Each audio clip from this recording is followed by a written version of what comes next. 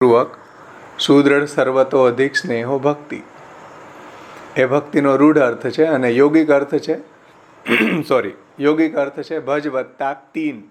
એક તીન પ્રત્યય લાગે છે એને ભક્તિની અંદર, એટલે ભક્તિનો અર્થ થાય પ્રેમપૂર્વકની ક્રિયા. એક ભક્તિનો અર્થ આપણે જોયો હતો પારિભાષિક અર્થ, શ્રવણમ કીર્તનમ વિષ્ણુ સ્મરણમ પાદસેવનમ અર્ચનમ વંદનમ દાસ્ય સખ્ય આત્મનિવેદનમ. એ ભક્તિનો પારિભાષિક અર્થ છે. એ વાત શ્રી પુરુષોત્તમજીએ ભક્તિવર્ધનની ટીકામાં સમજાવ્યું છે. તો ભક્તિ પ્રભુની કરવી છે, પ્રભુને આપણે સ્નેહ કરવો છે, તો એને કઈ રીતના આપણે વ્યક્ત કરવો, ભગવાન પ્રત્યેના આપણા પ્રેમને પ્રભુની સામે કઈ રીતના આપણે એને વ્યક્ત કરવો, એના માટે શાસ્ત્રએ આપણને નવધા ભક્તિ બતાવી છે કે ભાઈ તમને જો પ્રભુમાં પ્રેમ હોય તો તમે પ્રભુનું શ્રવણ કરો, પ્રભુમાં જો તમને પ્રેમ હોય તો પ્રભુનું કીર્તન ગમવું જોઈએ, પ્રભુમાં જો આપણને પ્રેમ હોય તો આપણને પ્રભુનું સ્મરણ ગમવું જોઈએ, પ્રભુમાં જો આપણને પ્રેમ હોય તો અર્ચન, વંદન, દાસ્ય, સખ્ય, આત્મનિવેદન, એ રીતના આપણે પ્રભુની સન્મુખ આપણા પ્રેમને વ્યક્ત કરવો જોઈએ. લોકની અંદર આપણા કોઈ મિત્ર હોય કે પિતા હોય, માતા હોય કે ભાઈ હોય, એની સામે આપણે જે પ્રેમ વ્યક્ત કરી રહ્યા છીએ એમાં કોઈ શાસ્ત્રની ડિસિપ્લિન નથી. એવો બિહેવિયર આપણે આપણા ઠાકોરજી સાથે ન કરી શકીએ કે જેમ આપણે કોઈ આપણા ફ્રેન્ડની સાથે વ્યવહાર કરીએ એવો વ્યવહાર ઠાકોરજી સાથે ન થાય. ઠાકોરજી સાથે જે આપણને શાસ્ત્રે જે ડિસિપ્લિન બતાવી છે એ રીતના પ્રેમને વ્યક્ત કરવો જોઈએ. શ્રવણ, કીર્તન, સ્મરણ, પાદ સેવન, અર્ચન, વંદન, દાસ્ય, સખ્ય, આત્મનિવેદનથી. કારણ કે આપણા ઠાકોરજી છે એ કેવલ આપણા કોઈ ત્વમેવ માતા ચ પિતા બંધુ સખા બધું જ છે, પરંતુ એ બ્રહ્મ પણ છે, પરમાત્મા પણ છે, ભગવાન પણ છે અને શ્રી કૃષ્ણ પણ છે. એટલા માટે આપણે પ્રભુની સન્મુખ જે પ્રેમ વ્યક્ત કરીએ એ શાસ્ત્રની ડિસિપ્લિનથી વ્યક્ત કરવો જોઈએ. આપણા ઠાકોરજીને આપણે જેમ લોકની અંદર કોઈ માતા એના બાળકને બોલાવતી હોય કે એવી રીતના જે બિહેવિયર છે એવો બિહેવિયર ઠાકોરજી સાથે ન થાય. એટલે મહાત્મ્ય જ્ઞાનપૂર્વકનો વ્યવહાર થવો જોઈએ. એ વાત આપણને મહાપ્રભુજી સમજાવે છે કે શાસ્ત્રની ડિસિપ્લિનથી પ્રભુની સામે પ્રેમને વ્યક્ત કરવો જોઈએ. અને પ્રેમ પણ જો મહાત્મ્ય જ્ઞાનપૂર્વક હશે તો એ સુદૃઢ થશે. મહાત્મ્ય જાણ્યા વગરનો પ્રેમ છે એને શ્રી મહાપ્રભુજી ચાલુ ખાતાનો પ્રેમ કહે છે. નિબંધની અંદર આચાર્યજી આજ્ઞા કરે છે કે પૂર્વ સંસ્કાર વસાત શ્રવણાદિ વ્યતિરેકેણ સંસ્કાર વસાત ફલ કામનયાવા જાયમાના પ્રીતિ ગૌણી સ્યાત. એટલે સંસ્કાર વસાત શ્રવણાદિ કર્યા વગર કોઈ ફલ કામનાથી ભગવાનમાં જે આપણને પ્રેમ થઈ રહ્યો છે એવો પ્રેમ છે એ ગૌણ પ્રેમ છે, એવું શ્રી મહાપ્રભુજી સર્વનિર્ણયમાં આજ્ઞા કરે છે. એટલે મહાત્મ્ય જ્ઞાનપૂર્વક જો ભગવાનમાં સ્નેહ થાય તો એ પ્રેમ જે છે એ સુદૃઢ પ્રેમ થાય છે. અને મહાત્મ્ય જ્ઞાન વિરહિત જે ભગવાનમાં પ્રેમ થાય છે એ પ્રેમને મહાપ્રભુજી એમ કહે છે કે દોષ દર્શનાત નિવર્તનતે. શ્રી મહાપ્રભુજીએ સર્વનિર્ણયની 326મી કારિકામાં આપશ્રી આજ્ઞા કરે છે કે રુચ્યાદીનામ જાતમ પ્રેમ દોષ દર્શનાત નિવર્તનતે.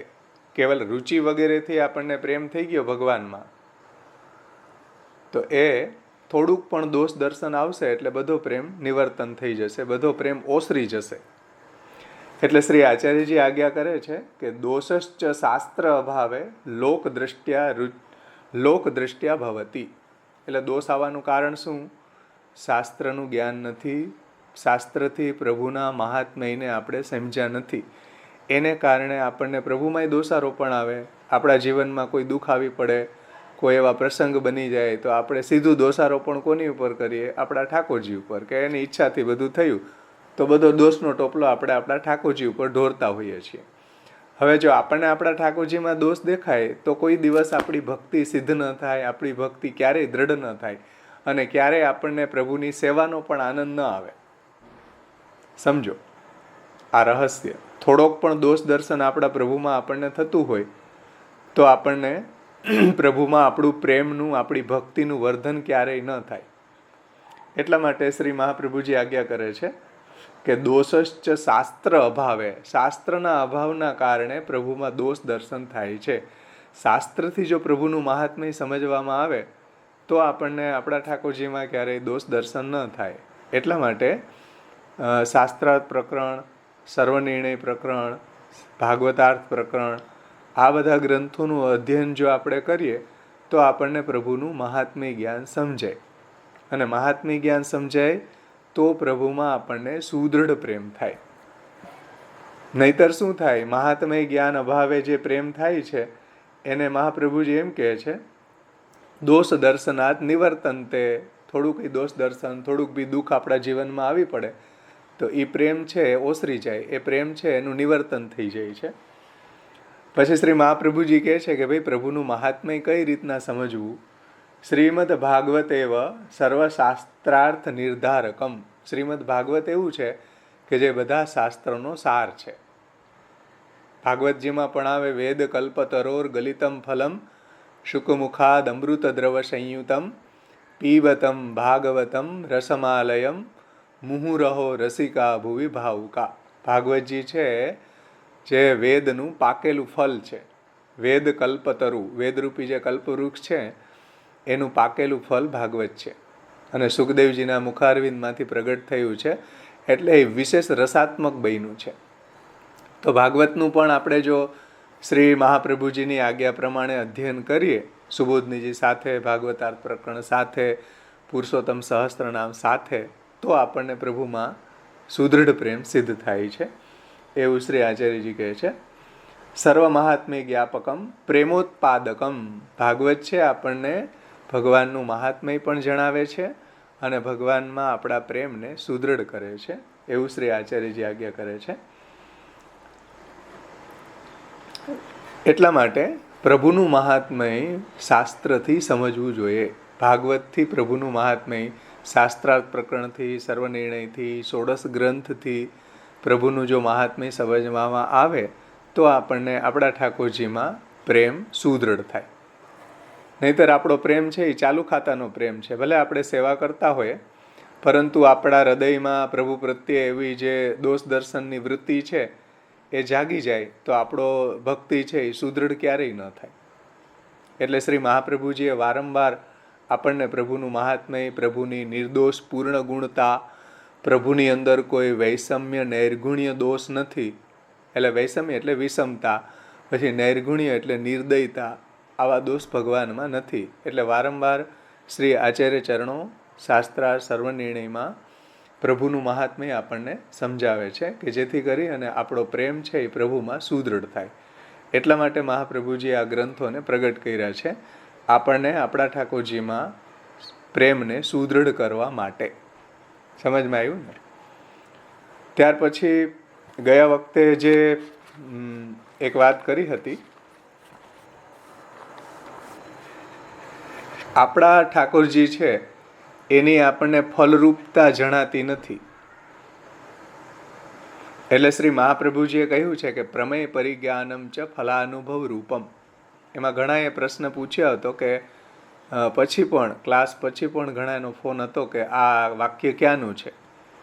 તો આ વાક્ય છે મહાપ્રભુજીના તત્વાર્દીપ નિબંધ અંતર્ગત આવતું સર્વનિર્ણયનું શ્લોક નંબર 222નું.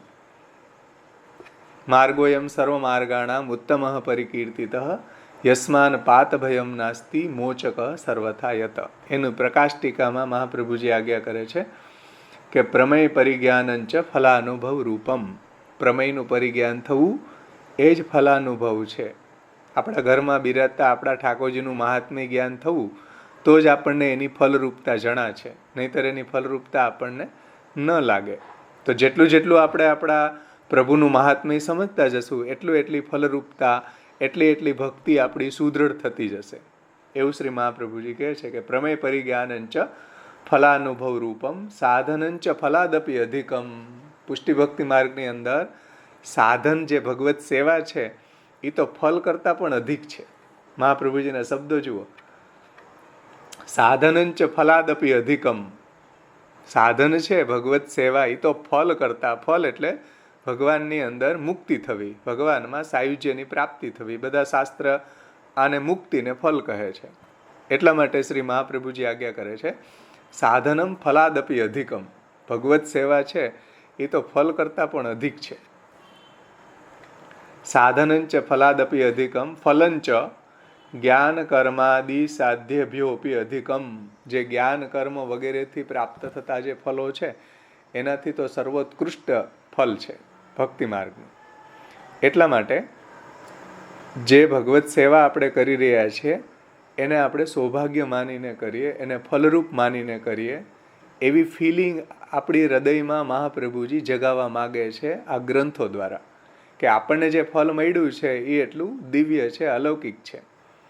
તો એ જ્યાં સુધી પ્રભુનું મહાત્મ્ય આપણને ન સમજાય, પ્રભુની સેવાનું મહાત્મ્ય ન સમજાય, ત્યાં સુધી આપણને પ્રભુમાં એવો સુદૃઢ પ્રેમ ન થાય. એટલા માટે વાર્તા પ્રસંગોમાં પણ આવ્યું હતું કે બુલા મિશ્ર હતા.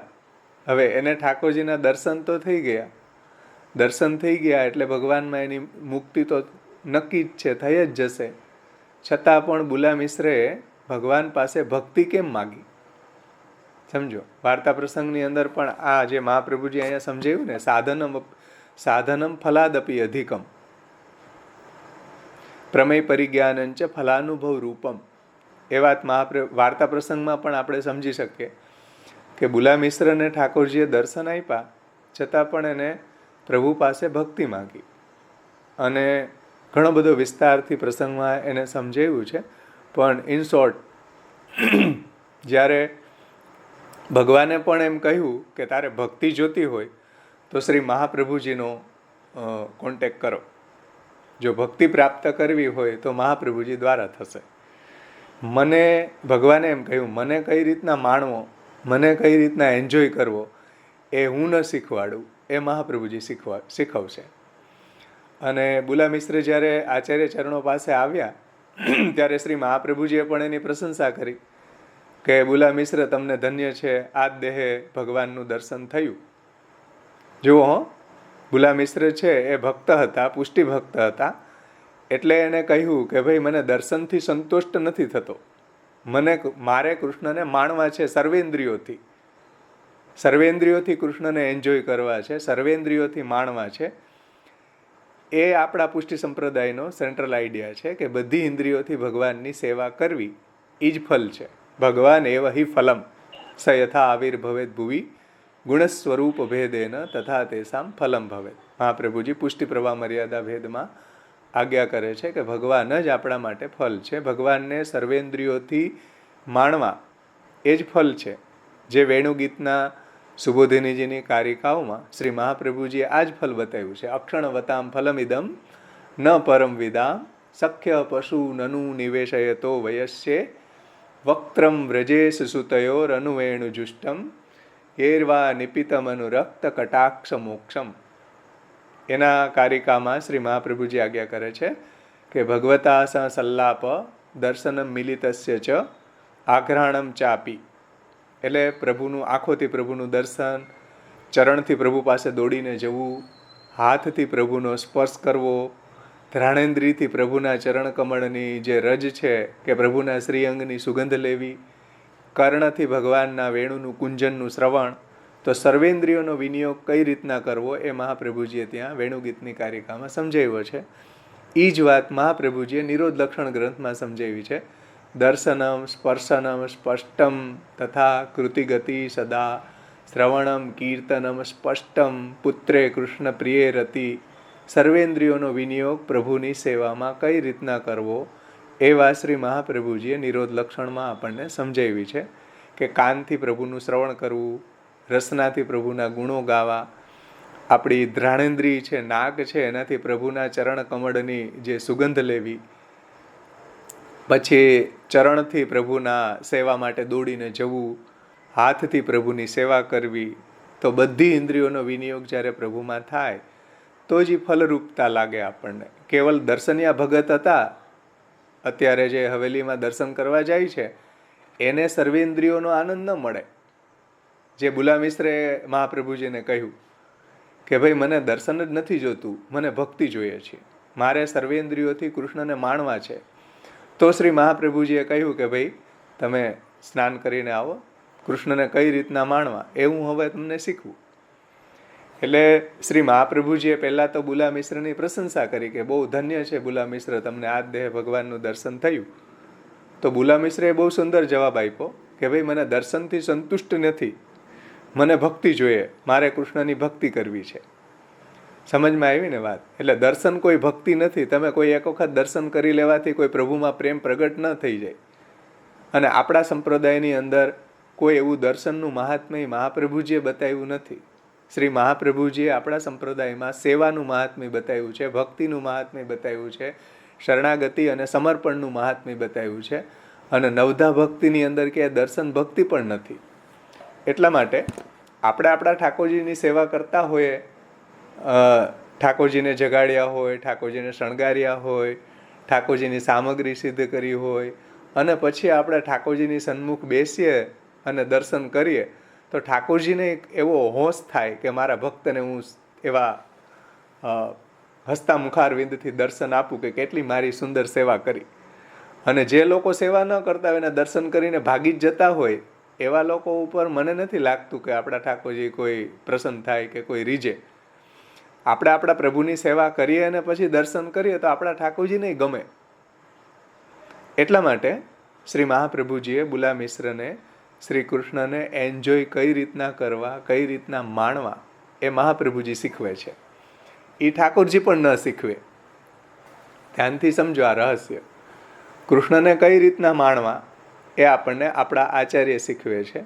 અથવા તો કોઈ એવા ભગવત ભક્તોનો સંગ થાય તો આપણને કૃષ્ણને કઈ રીતના માણવા એની સમજ આવે. જ્ઞાન હોય પણ કૃષ્ણને માણવા કેમ, એ જ્ઞાનથી પ્રાપ્ત ન થાય. એ આપણને આપણા મહાપ્રભુજી અથવા તો કોઈ વૈષ્ણવના સંગથી મળે. એટલા માટે શ્રીમદ ભાગવતજીમાં ઉદ્ધવજીને જ્ઞાન ઘણું હતું, પણ ભગવાનને કઈ રીતના માણવા એ તો વ્રજભક્તોએ શીખવાડ્યું, ઉદ્ધવજીને પણ. અને ભગવાને પણ ન શીખવ્યું એ વાત કે મને કઈ રીતના માણવું. એટલે જાઓ તમે વ્રજભક્તોનો સંગ કરશો તો તમને આ વાત સમજમાં આવશે કે કૃષ્ણને કઈ રીતના માણવા. એટલે ભગવદીઓના સંગથી, આચાર્યોના સંગથી આ રહસ્ય આપણને સમજમાં આવે કે કૃષ્ણને કઈ રીતના એન્જોય કરવા, કૃષ્ણને કઈ રીતના માણવા. અહીંયા સુધી આપણે ગયા વખતનું આ રિવિઝન થયું. આમાં કોઈને કાંઈ ન સમજાણું હોય તો પૂછો. ભાવેશભાઈ, આમાં આપે જે કહ્યું એટલે એ જે નલ કુબેર સ્તુતિ અને જે અમરીશ રાજા કે છે એ સેમ જ છે ને કે વાણી ગુણાનું કથન શ્રવણો કથાયામ હસ્તૌ ચ કર્મસુ મનસ્તવ પાદયોન સ્મૃત્યામ શિરસ્તવ. એક્ઝેક્ટ એ જ વાત છે. અમરીશ રાજાના પણ જુઓ, સર્વેન્દ્રિયોનો વિનિયોગ પ્રભુની સેવામાં થતો હતો. એનો તમે પ્રસંગ વાંચો 9મા સ્કંધની અંદર, તો હાથ એના સેવામાં વિનિયોગ થતો હતો, કાનથી ભગવાનના ગુણો શ્રવણ કરતા હતા, વાણીથી પ્રભુના યશોગાન કરતા હતા. આ જ વાત ત્યાં ભાગવતજીની અંદર પણ 9મા સ્કંદમાં જ્યાં અમરીશ રાજાનો પ્રસંગ આવે ત્યાં સમજાવ્યું છે. સર્વેન્દ્રિયોના વિનિયોગની જ વાત કરી છે. એટલે ભક્તિની વાત સમજાણી ને બધાને. મહાત્મ્ય જ્ઞાન પૂર્વક સુદૃઢ સર્વતો અધિક સ્નેહો ભક્તિ ઇતિ પ્રોક્ત મુક્તિ ન ચ અન્યથા, જે મહાપ્રભુજી શાસ્ત્રાર્થ પ્રકરણમાં આજ્ઞા કરે છે.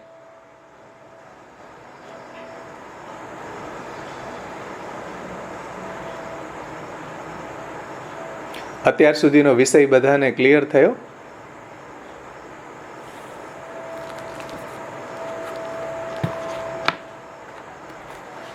હા કે ના?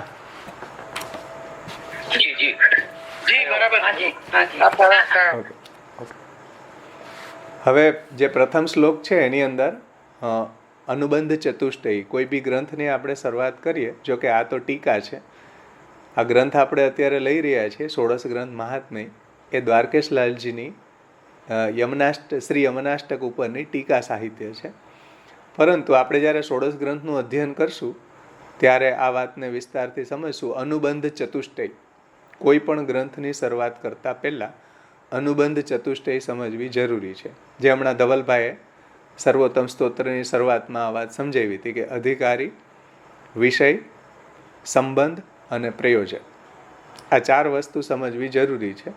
તો આજે મને આ પ્રથમ જે શ્લોક છે ષોડશ ગ્રંથ મહાત્મયનો, એમાં આ વાત દ્રષ્ટિગોચર થઈ કે આ ષોડશ ગ્રંથના અધિકારી કોણ?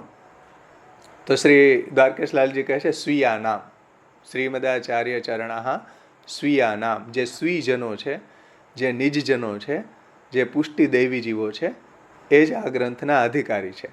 સ્વીયા નામ શબ્દથી એ વાત સમજાય છે. પછી આ ગ્રંથનો વર્ણ વિષય શું છે? ષોડશ ગ્રંથાન સ્વસિદ્ધાંતાર્થ બોધકાન. સ્વસિદ્ધાંતનો બોધ આપવો ષોડશ ગ્રંથ દ્વારા, એ આનો વર્ણ વિષય છે. એટલે વિષય, પછી અધિકારી અને પ્રયોજન શું?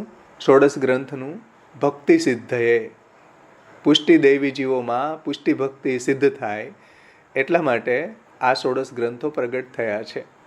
તો વિષય, પછી અધિકારી અને પ્રયોજન. આ ગ્રંથનું પ્રયોજન શું છે?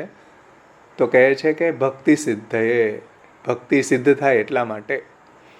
ભક્તિની અંદર શરણાગતિ અને સમર્પણ 2 વાત છે.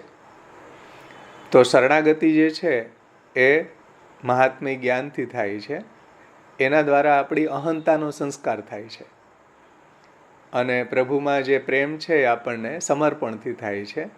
એના દ્વારા આપણી મમતાનો સંસ્કાર છે. તો આપણી જે અહંતા અને મમતા, એનો સંસ્કાર મહાપ્રભુજીએ કરેલો છે આપણા સમર્પણથી અને શરણાગતિથી. એટલા માટે સિદ્ધાંત મુક્તાવલીમાં પણ તત્સિદ્ધ્યય તનુ વિત્તજા, તો તનુ શબ્દેન અહંતા અને વિત્ત શબ્દેન મમતા.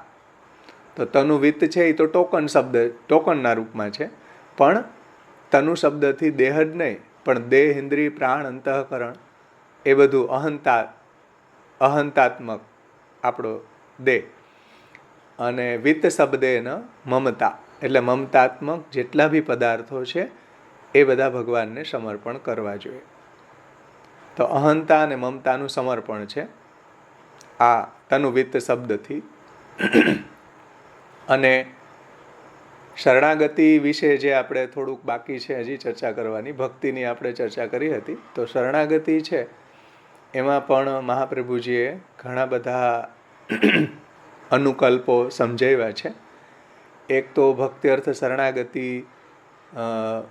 પછી ભક્તિની અનુકલ્પ રૂપા શરણાગતિ, ભક્તિની વિકલ્પ રૂપા શરણાગતિ, ભક્તિની ફલરૂપા શરણાગતિ.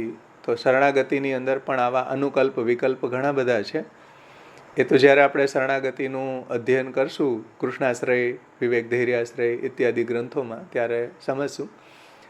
પરંતુ ગયા વખતે એક બેને પ્રશ્ન કર્યો હતો કે ભાઈ આ બધા જે તમે સાધનો બતાવ્યા, શરણાગતિ છે, સેવા છે, તીર્થાટનાત્મક ભક્તિ છે, ભાગવત પાઠ છે, તીર્થ સ્થાનોમાં નિવાસ છે, તો એમાં બધું થોડું થોડું કરવું કે શું કરવું? એટલે ત્યારે પણ ગયા વખતે આપણે ચર્ચા કરી હતી કે ભાઈ એવું નથી. ફર્સ્ટ જે કલ્પ છે મહાપ્રભુજીનો એ તો ભગવત સેવા કથા છે. ભગવત સેવા કથા એટલે સેવાની અંદર ભગવત સેવા અને સાથે સાથે ભેગી કથા પણ ચાલવી જોઈએ અષ્ટસખાઓના કીર્તન દ્વારા. અને અનોસરમાં કથા, આ મુખ્ય કલ્પ છે. હવે કોઈના જીવનમાં આવો મુખ્ય કલ્પ ન નભી શક્યો તો શ્રી મહાપ્રભુજી કહે છે કે ભાઈ અથવા સેવા અથવા કથા. એટલે કોઈ સેવા જ કરી રહ્યો છે, એને કોઈ અનોસરની અંદર ભગવદ્ ગુણાનુવાદનો કોઈ એવી સમય નથી મળી રહ્યો, અથવા તો કોઈ સેવા નથી નિભાવી શકતો, તો કેવલ કથા ગુણગાન કરી રહ્યો છે. તો એવા પણ અનુકલ્પો મહાપ્રભુજીએ સમજાવ્યા છે ભક્તિવર્ધની વગેરે ગ્રંથોમાં. એટલે અથવા સેવા અથવા કથા. હવે કોઈ એમ કે અમારાથી કોઈ સેવાય નથી નપતી, કથાય નથી નપતી, અથવા સેવા કે અથવા કથા કાંઈ નથી નપતું, તો મહાપ્રભુજી કહે કે કાંઈ વાંધો નહીં, પ્રભુની શરણાગતિ કરો, અષ્ટાક્ષરનું સ્મરણ કરો, અન્યાશ્રયનો ત્યાગ કરો પ્રભુ જે કૃષ્ણ છે એ જ પરાત્પર તત્વ છે, પરબ્રહ્મ છે. એમાંથી જ આ જગતની ઉત્પત્તિ સ્થિતિ લય થાય છે. સર્વકર્તા કારયિતા શ્રી હરિ જ છે, શ્રી કૃષ્ણ જ છે. આવો પ્રભુના મહાત્મ્ય જ્ઞાન સાથે પ્રભુની સુદૃઢ શરણાગતિ,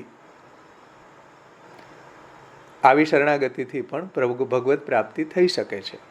પરંતુ નવરત્નની સાઈડ ટીકામાં લાસ્ટ શ્લોકની ટીકામાં પુરુષોત્તમજી આજ્ઞા કરી છે કે ભાઈ કેવલ શરણાગતિ તમે કરી રહ્યા છો એવો મહાપ્રભુજીનું અહીંયા કહેવાનું તાત્પર્ય નથી. પણ શરણાગતિ એટલા માટે છે કે તમે આગળ વધો. શરણાગતિ આપણી સેવામાં ખીલે, આપણી સેવા સમર્પણાત્મિકા હોય, સમર્પણ આપણું ચિત્તની કૃષ્ણ પ્રવણતામાં ખીલે.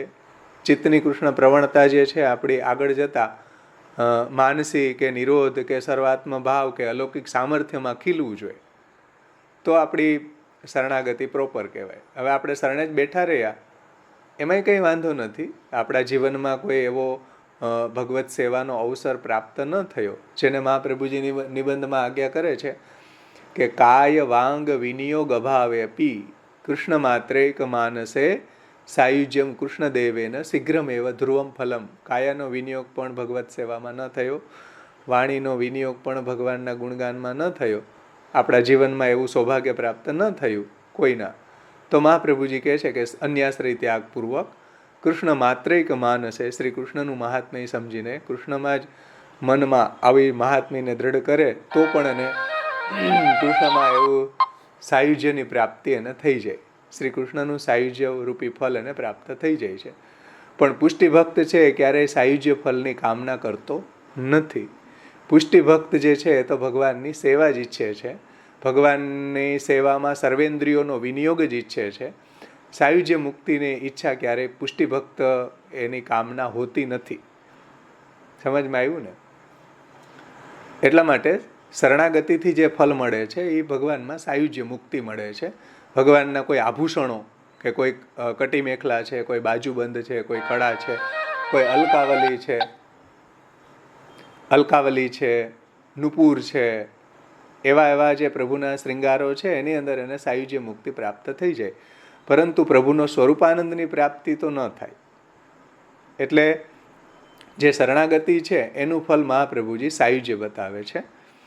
એટલે પુષ્ટિભક્તે આવી સાયુજ્યની કામનાથી કોઈ શરણાગતિ ઉપર બેસી રહેવાનું નથી. અષ્ટાક્ષરનું સ્મરણ, અષ્ટાક્ષરનું આપણે જપ કરીએ, કીર્તન કરીએ તો એનું તાત્પર્ય પણ પુરુષોત્તમજી એવી આજ્ઞા કરે છે કે ભગવત સેવામાં હોવું જોઈએ.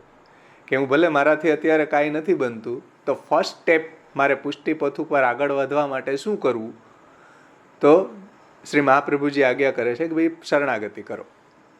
ફર્સ્ટ સ્ટેપ એના માટે ભક્ત્યર્થ શરણાગતિ કહેવાય.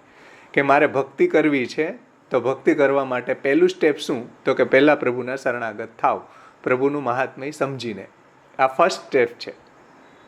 એને ભક્ત્યર્થ શરણાગતિ કહેવાય. ભક્તિ પ્રાપ્ત કરવા માટે હું પહેલાં પ્રભુને શરણાગત થાવ, એ ભક્ત્યર્થ શરણાગતિ. હવે કોઈના જીવનમાં ભક્તિ ન નભી તો શું કરવું? તો મહાપ્રભુજી કહે છે કે ભાઈ ભક્તિના અનુકલ્પ રૂપા શરણાગતિ. ભક્તિ ન નભે તો એનો ગૌણ કલ્પ, મુખ્ય કલ્પ નહીં પણ ગૌણ કલ્પ, અનુકલ્પ રૂપા શરણાગતિ. હવે કોઈની શરૂઆત એવી જ થઈ જાય, એવું ઘરનું એટમોસ્ફિયર હોય કે ભગવત સેવામાં જે પ્રવૃત્ત થઈ જાય અને ભગવાનની અંદર એવો સુદૃઢ પ્રેમ એને થઈ જાય, તો એને પણ ખબર ન પડે કે હું પ્રભુને ક્યારે શરણાગત થઈ ગયો, એની કોઈ ડેટ એને પણ ખબર ન હોય. તો એવી જે શરણાગતિ ભક્તિના કારણે આવી રહી છે, તો એને એ શરણાગતિને ભક્તિની ફલરૂપા શરણાગતિ કહેવાય. કે ભક્તિ કરતાં કરતાં ભગવાનને શરણાગત થઈ ગયો, ભગવાનમાં એવો પ્રેમ એને થઈ ગયો, તો ભક્તિની ફલરૂપા શરણાગતિ છે. આવા શરણાગતિના પણ પ્રકારો આપણને ષોડશ ગ્રંથમાં, નિબંધાદિ ગ્રંથોમાં આચાર્ય ચરણોએ સમજાવ્યા છે કે ભક્ત્યર્થ શરણાગતિ, ભક્તિની અનુકલ્પ રૂપા શરણાગતિ, ભક્તિની વિકલ્પ રૂપા શરણાગતિ, જે ભગવદ્ ગીતામાં બતાવ્યું છે, સર્વધર્માન પરિત્યજ્યમ મામેકમ શરણમ વ્રજ અહમ ત્વા સર્વ પાપેભ્યો મોક્ષયિષ્યામિ મા શુચ, એ ભક્તિની વિકલ્પ રૂપા શરણાગતિ છે. ત્યાર પછી ભક્તિની ફલરૂપા શરણાગતિ છે. આવા ઘણા બધા પ્રકારો શરણાગતિના છે. અને વિશેષ જો કોઈને જિજ્ઞાસા હોય તો શરણાગતિ ઉપર એક 500 પેજનું પુસ્તક શરણાગતિની વિચાર ગોષ્ઠી એવું પ્રકાશિત થયું છે. શ્યામ બાવાશ્રી અને શરદ બાવાશ્રીએ પ્રકાશિત કર્યું છે. વિશેષ જો શરણાગતિના સમુદ્ર જોવો હોય, શરણાગતિના સમુદ્રમાં લહેરાવવું હોય, તો આ 500 પેજનું પુસ્તક વાંચો એટલે શરણાગતિના બધા પાસાઓ સમજમાં આવી જાય.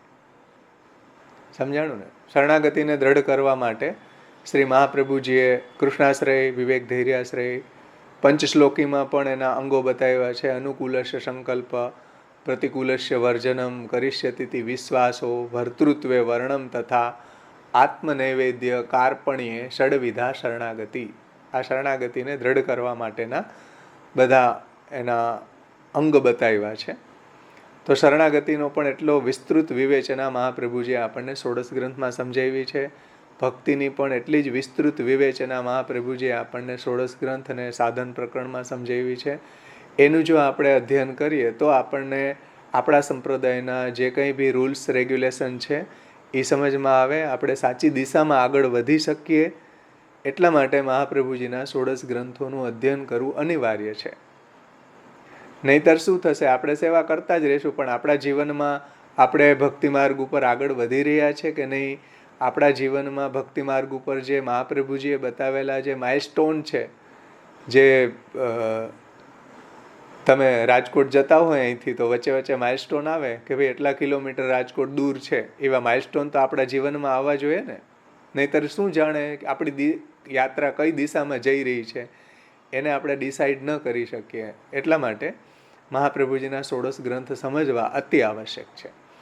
એ જો આપણને સમજમાં આવે તો આપણે સાચી દિશામાં આગળ, પ્રભુની દિશામાં આગળ વધી શકીએ.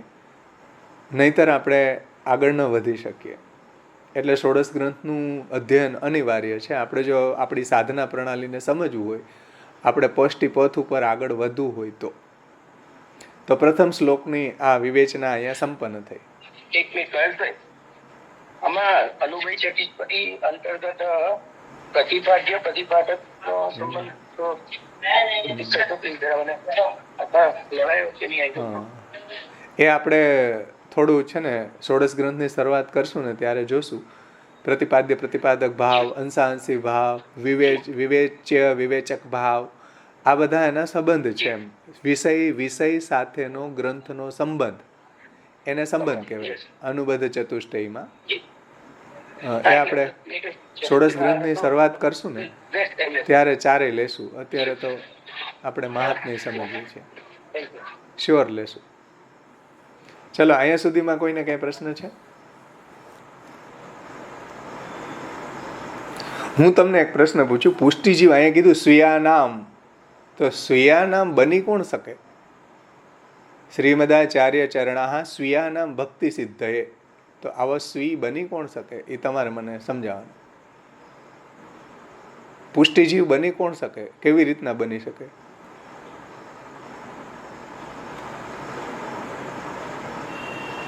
પુષ્ટિજીવ બનાય કેવી રીતના?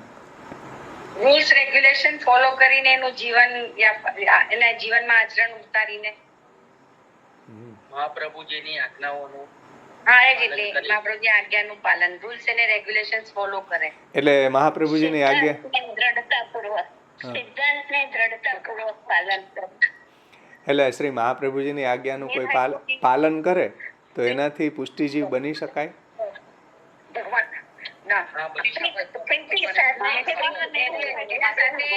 ભક્તિની વ્યાખ્યા લાગુ પડે પાછી. મહાત્મા જ્ઞાન અને સ્નેહ પૂર્વક સુદ્રઢ સ્નેહ હોવો છે. મહાત્મા જ્ઞાન પૂર્વક મહાત્મી જ્ઞાન પૂર્વકનો પ્રેમ તો મર્યાદા માર્ગીમાં હોય છે, એવું નથી. તો એને પુષ્ટિજીવ, આપણે પુષ્ટિજીવ માની શકાય? નિષ્કામ અને નિર્ભયથી ભક્તિ હોવી જોઈએ. પેલું ફર્સ્ટ મારો ફર્સ્ટ ક્વેશ્ચન એ છે, પુષ્ટિજીવ બની કોણ શકે?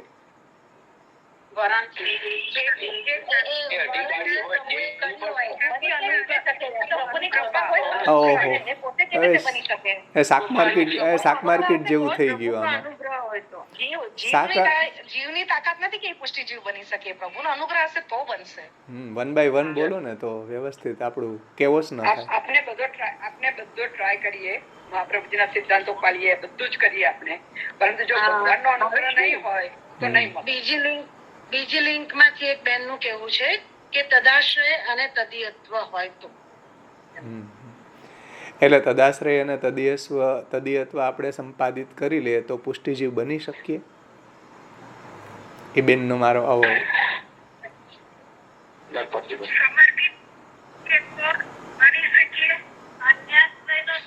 વરણ એકલવ્ય જ છે. રાઈટ. ચલો, અગ્નિ વિસ્ફોટ લિંગ ન્યાય પ્રમાણે નિષ્કર્ષ ઈ છે પુષ્ટિજીવી જ બની શકે. મહાપ્રભુજીએ પણ કોઈને પુષ્ટિજીવ બનાવ્યા નથી. આધુનિક બાળકો જેમ બ્રહ્મ સંબંધ આપીને પુષ્ટિજીવની એને છાપ મારી દે છે, એવો સાહસ મહાપ્રભુજીએ ક્યાંય નથી કર્યું. શ્રી મહાપ્રભુજીએ પુષ્ટિજીવો બનાવ્યા નથી કોઈને. જે દૈવી જીવો ભગવાને જેનું વરણ કરેલું હતું એવા જે દૈવી જીવો હતા એને મહાપ્રભુજીએ બ્રહ્મ સંબંધ આપેલું છે. બધાને બ્રહ્મ સંબંધ નથી આપ્યું. એટલે પુષ્ટિજીવ મહાપ્રભુજીએ પણ કોઈને બનાવ્યા નથી. પુષ્ટિજીવ ભગવાને બનાવેલા છે. અને યમે વેશ વૃણુતે તેન લભ્યૈ તસ્ય સાત્મા વિવૃણુતે તનુ સ્વામ. ભગવાન જેનું વરણ કરે છે એની સામે જ પોતાના સ્વરૂપને વિવરણ કરે છે, એટલે પ્રગટ કરે છે. એ ભગવાન જેને પુષ્ટિજીવ બનાવે એ જ બની શકે. બધા પુષ્ટિજીવ ન બની શકે. સમજમાં આવ્યું ને? મહાપ્રભુજીએ જુઓ વાર્તા પ્રસંગોની અંદર આવે છે કે ભાઈ તારા માતા પિતાને હું બ્રહ્મ સંબંધ નથી આપતો. કેમ? કારણ કે એ દૈવી જીવ નથી, પુષ્ટિજીવ નથી. તારા સંગથી એનો ઉદ્ધાર થશે. તો પુષ્ટિજીવ મહાપ્રભુજીએ કોઈને બનાવ્યા નથી, પણ જે હતા ભગવાને જેનું વરણ કરેલું છે એને મહાપ્રભુજીએ દીક્ષા આપી. સમજમાં આવ્યું ને? તો આધુનિક સમયમાં પુષ્ટિજીવ છે કે નહીં એની ઓળખવો કેમ? એની પરીક્ષા મહાપ્રભુજીએ સમજાવી છે કે કૃપા પરિજ્ઞાનંચ માર્ગ રુચ્યાયામ નિશ્ચિતે. જેની ઉપર હરિની કૃપા છે, જેને હરિએ પુષ્ટિજીવ બનાવ્યો છે, એને આ ભક્તિ માર્ગમાં સ્થાયી રુચિ થશે. આ પુષ્ટિ માર્ગમાં એની સ્થાયી રુચિ થશે. એ શ્લોક ઉપર આવરણ ભંગમાં શ્રી પુરુષોત્તમજી આજ્ઞા કરે છે કે સ્થાયી રુચિને સમજવી કેમ? તો આપ આજ્ઞા કરે છે કે તાદ્રસત્વંચ ઉત્કટ ભજનાદર ગુરુ શુશ્રૂષા તદનુકૂળ પ્રશ્ન માર્ગ રુચિ વેશ ભાષા આચારેશ્ચ ઔદાહરણ્યમ. આ એના લક્ષણો બતાવ્યા કે એક તો એને મહાપ્રભુજીમાં નિષ્ઠા, તાદ્રસત્વંચ ઉત્કટ ભજનાદર ભજન કરવાની એની તાલાવેલી, ગુરુ શુશ્રૂષા મહાપ્રભુજી પ્રત્યે એનો નિષ્ઠાનો ભાવ, તદનુકૂળ પ્રશ્ન એટલે એવા એના પ્રશ્નો હોય, સંપ્રદાય સંબંધી પ્રશ્નો હોય, તદનુકૂળ પ્રશ્ન માર્ગ રૂચ્યા અને એવા દ્રઢતાના વાક્ય બોલતો હોય, અને વેશ ભાષા આચારેશ્ચ ઔદાહરણ્યમ. આ બધા ટસ્ટોન ઉપર કસી અને એને બ્રહ્મ સંબંધ આપવું જોઈએ. એના વગર જો બ્રહ્મ સંબંધ આપવામાં આવે તો ગુરુનું પતન થાય છે. એવું ગુસાઈજી કહે છે કે વિચાર્યે દેયમ કૃષ્ણ નામ વિશેષતઃ અવિચારિત દાનેન સ્વયં દાતા વિનશ્યતિ. વિચાર્યા વગરનું જો દાન બ્રહ્મ સંબંધ દીક્ષાનું કરવામાં આવે તો દાતાનો નાશ થાય છે. જે આપણા વાર્તા પ્રસંગોની અંદર ઘરુ વાર્તામાં આવે કે ગહેવર વનની અંદર જે અજગર હતો એ અજગર એ જ હતો કે ઘણા બધા શિષ્યો એણે કર્યા બ્રહ્મ સંબંધ આપીને, પછી કોઈનો ઉદ્ધાર ન કર્યો, ચરણ ભેટ ખૂબ ખાધી, એટલે હવે એનું ઋણ રહી ગયું શિષ્ય ઉપર. એટલે બધા અજગર છે એને કીડીઓ ખાતી હતી. તો ત્યાં મહાપ્રભુજીએ ઘરુ વાર્તામાં આ વાત સમજાવી છે કે ભાઈ ગુરુ થવું ને એ બહુ ખતરનાક છે. એટલે એમાં ઘણું બધું સંભાળીને ચાલવું પડે. એટલે ગુસાઈજીએ કહ્યું કે વિચાર્યે દેયમ, વિચારીને ખૂબ સમજપૂર્વક વિચાર્યે દેયમ કૃષ્ણ નામ વિશેષતઃ, એટલે કૃષ્ણ નામની દીક્ષા પણ ખૂબ વિચારીને આપવી જોઈએ. વિચાર્યે દેયમ કૃષ્ણ નામ વિશેષતઃ અવિચારિત દાનેન સ્વયં દાતા વિનશ્યતિ. વિચાર્યા વગર જો બ્રહ્મ સંબંધ આપી દેવામાં આવે તો દાતાનો જ નાશ થાય છે. સમજમાં આવ્યું ને? એટલા માટે શ્રી મહાપ્રભુજીએ પુષ્ટિ પ્રવાહ મર્યાદા ભેદ ગ્રંથ પ્રગટ કર્યો કે ભાઈ દૈવી જીવોના લક્ષણ કેવા હશે? જીવ દેહ ક્રિયા ભેદે પ્રવાહેણ ફલેન ચ વક્ષ્યામિ સર્વ સંદેહા ન ભવિષ્યંતિ યશ્રુતે. આ તમે જો પુષ્ટિ પ્રવાહ મર્યાદા ભેદ ગ્રંથ ભણશો તો તમને કોઈ જાતના સંદેહ નહીં રહે જીવની બાબતમાં.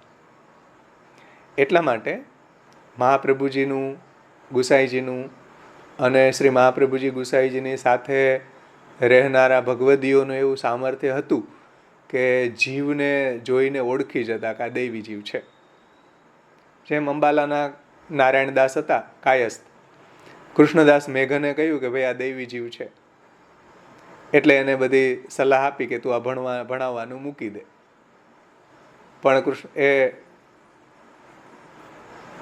અંબાલાના કાયસ્થ નારાયણદાસ માયના નહીં, એને કારણે દુઃખ થયા. પછી જોકે મહાપ્રભુજીના શરણે આવ્યા.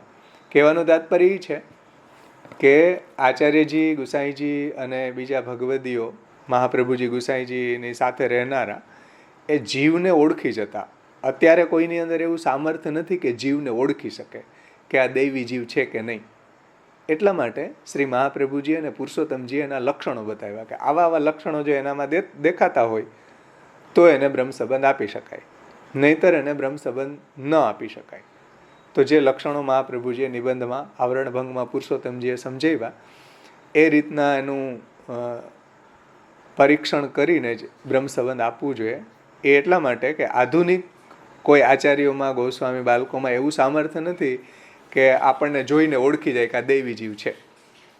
મહાપ્રભુજીનું એવું સામર્થ્ય હતું કે જીવને ઓળખી જતા. હવે અત્યારે જીવ તો દેખાતો નથી, જીવ તો અણુ છે, બધાના હૃદય પ્રદેશમાં રહે છે, એ કોઈ આપણા ભૌતિક દ્રષ્ટિથી એને જોઈ નથી શકાતો. શ્રી મહાપ્રભુજી તો સાક્ષાત વસ્તુતઃ કૃષ્ણ હતા, ગુસાઈજી સાક્ષાત વસ્તુતઃ કૃષ્ણ હતા, એટલે જીવને જોઈને ઓળખી જતા કે આ દૈવી જીવ છે. પણ આધુનિક સમયમાં જીવને કેમ ઓળખવો? એના લક્ષણો દ્વારા. એટલા માટે મહાપ્રભુજીએ પુષ્ટિ પ્રવાહ મર્યાદા ભેદ ગ્રંથ પ્રગટ કર્યો કે કોઈ પણ જીવને ઓળખવા માટે એના જીવ, એનો દેહ, એની ક્રિયા, એ બધા જ પાસાઓને સમજીને પછી આપણે એને ઓળખી શકીએ. સમજમાં આવ્યું ને? એટલા માટે દૈવી જીવ કોણ બની શકે કે ભગવાને જેનું વરણ કર્યું હોય એ જ બની શકે, બધા ન બની શકે. જીવકૃતિ સાધ્ય નથી દૈવી જીવ બનવું. કોઈ જીવના સાધનોથી દૈવી જીવ બની શકાય નહીં. ભગવાન જેનું વરણ કરે, ભગવાન જ્યારે સૃષ્ટિમાંથી આ સૃષ્ટિ પ્રગટ થઈ ત્યારે યથાગ્ને ક્ષુદ્રા વિસ્ફુલિંગા વિચરંતી, હમણાં એક બેને કહ્યું, એવી રીતના જેમ અગ્નિમાંથી તણખલાઓ બહાર પ્રગટ થાય એ રીતના બધા જીવો પ્રગટ થયા. પછી ભગવાને બધા જીવોની ટેગિંગ કરી, બધા જીવોનું વરણ કર્યું કે આ દૈવી જીવ થશે, દૈવી જીવો આ આસુરી જીવ થશે. જે ભગવાને 16મા ભગવદ્ ગીતાના 16મા અધ્યાયમાં દૈવાસુર સંપદ વિભાગ યોગમાં સમજાવ્યું છે કે દૈવી સંપદ વિમોક્ષાય નિબંધાય આસુરી મતા. દૈવી સૃષ્ટિ છે એ મુક્તિ માટે હોય છે, એટલે ભગવત પ્રાપ્તિ માટે હોય છે, અને આસુરી સૃષ્ટિ છે એ બંધન માટે હોય છે. બંધન માટે એટલે આસુરીઓની માપનના મૂઢા જન્મની મામ અપ્રાપ્યેવ કૌંતેય તતો યાંતિ અધમામ ગતિ. એ બધા આસુરી જીવો છે, વારંવાર સંસારના સાયકલમાં ભટકે છે. આસુરીઓની માપનના મૂઢા જન્મની વારંવાર જન્મ મરણ એનું થયા કરે છે. પછી ભગવાન કહે છે કે મામ અપ્રાપ્યેવ કૌંતેય, હે કૌંતેય, એને ક્યારેય મારી પ્રાપ્તિ થતી નથી. મામ અપ્રાપ્યેવ કૌંતેય તતો યાંતિ અધમામ ગતિ, એની અધમ ગતિ થાય છે. પછી દેવી સૃષ્ટિ જે છે એના લક્ષણો બતાવ્યા છે કે ભગવાનમાં ભક્તિવાળા થશે. ઘણા બધા લક્ષણો ત્યાં પણ બતાવ્યા, ભાગવતમાં પણ બતાવ્યા છે, અષ્ટમસ્કંદ વગેરેમાં, સદ્ધર્મમાં. તો પુષ્ટિજીવ છે કોઈ બની ન શકે. પુષ્ટિજીવ ભગવાન જેનું વરણ કરે કે આટલા જીવ પ્રવાહી થશે, આ જીવ દૈવી થશે. દૈવીમાં પાછા બે વિભાગ ભગવાને કર્યા, મર્યાદા દૈવી અને પુષ્ટિ દૈવી, કે આ બધા પુષ્ટિ દૈવી જીવો થશે જે ભગવાનની સ્વરૂપમાં નિષ્ઠાવાળા થશે. આ બધા મર્યાદા દૈવી જીવો થશે જે બધા સાધનમાં નિષ્ઠાવાળા થશે. તો આવું બધું વરણ જે છે ફિક્સ ભગવાને પહેલાં જ કરી દીધું છે. અને પછી ભગવાનમાંથી આપણે પણ વિખૂટા પડેલા છીએ, જે બ્રહ્મ સંબંધનો સેન્ટ્રલ આઈડિયા છે. અને આપણે પણ પ્રભુએ એવું સાધન વરણ કર્યું હોય, પ્રભુએ આપણું જીવ વરણ કરેલું હોય, આપણું કાલ વરણ કરેલું હોય, આપણું ફલ વરણ કરેલું હોય તો જે જીવનું જે સમય આવે એ સમયમાં એને દૈવી જીવ એ જીવની અંદર એવી પુષ્ટિ ભક્તિ પ્રગટ થાય. અને એમાં કાલવરણ હોય આટલા કાલ પછી, આટલા જન્મારા પછી, સહસ્ત્ર પરિવત્સર આપણે જે બ્રહ્મસંબંધ મંત્રની અંદર કહીએ છીએ તો હજારો વર્ષથી આપણે પણ ભટકતા જ આવીએ છીએ. આપણી સ્થિતિ પણ સંસારીઓના જેવી જ હોય છે બીજા જન્મોમાં. પણ જે જન્મમાં પ્રભુએ આપણું કાલવરણ કર્યું હોય કે આ જીવને આટલા હજાર જન્મ પછી ભગવાનમાં ભક્તિ થશે અને મારી પ્રાપ્તિ કરશે, આવું બધું ભગવાને કાલવરણ, જન્મવરણ, ફલવરણ એ બધું ફિક્સ કરેલું હોય છે. તો એ રીતના ભગવાન જેનું વરણ કરે એ જ દૈવી જીવ થઈ શકે, બધા દૈવી જીવ ન થઈ શકે. અને દૈવી જીવ તરીકે વરણ કરેલું હોય પછી ભગવાન એવો આપણને સંગ મેળવી આપે, એવા આપણા આચાર્યનો સંગ મેળવી આપે, આપણા મહાપ્રભુજીના ગ્રંથોનો સંગ મેળવી આપે અને એના દ્વારા આપણી પ્રભુમાં ભક્તિ સુદૃઢ થાય. ત્યારે આપણે સ્વીયા નામ બની શકીએ. તો પેલું જે વરણ છે એ ભગવાનનું છે.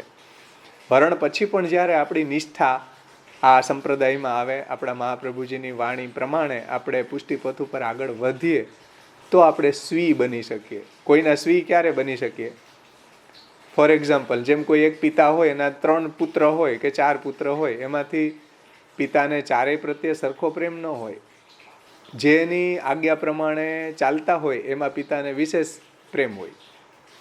સમજમાં આવ્યું ને? જે પિતાની આજ્ઞા પ્રમાણે ન ચાલતા હોય એને પિતાને એના પ્રત્યે એટલો બધો અહોભાવ ન હોય. ભલે પુત્ર છે પણ એના પ્રત્યે એને એટલું સ્વીયાનામ જે છે એ સ્વીયાનામ ન થઈ શકે. તો જે આપણે આપણા આચાર્ય ચરણોની આજ્ઞા પ્રમાણે ચાલીએ, આપણા ઠાકોરજીની આજ્ઞા પ્રમાણે ચાલીએ તો આપણે સ્વી બની શકીએ. એટલા માટે શબ્દ મૂકી રહ્યા છે ટીકાકાર, સ્વીયાનામ ભક્તિ સિદ્ધ. એ જે નિજજનો છે, જે સ્વીજનો છે એની અંદર ભક્તિ દ્રઢ થાય.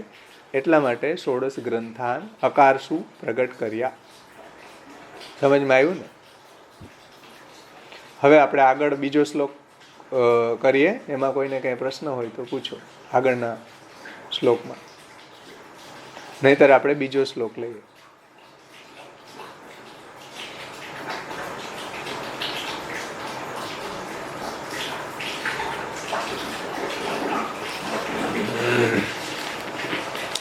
ચલો, કોઈ બાત નહીં. પ્રશ્ન પૂછવો જેવું. એક મિનિટ.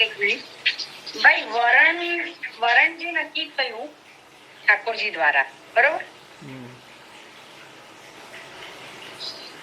હેલો, હા બોલો, સંભળાય છે.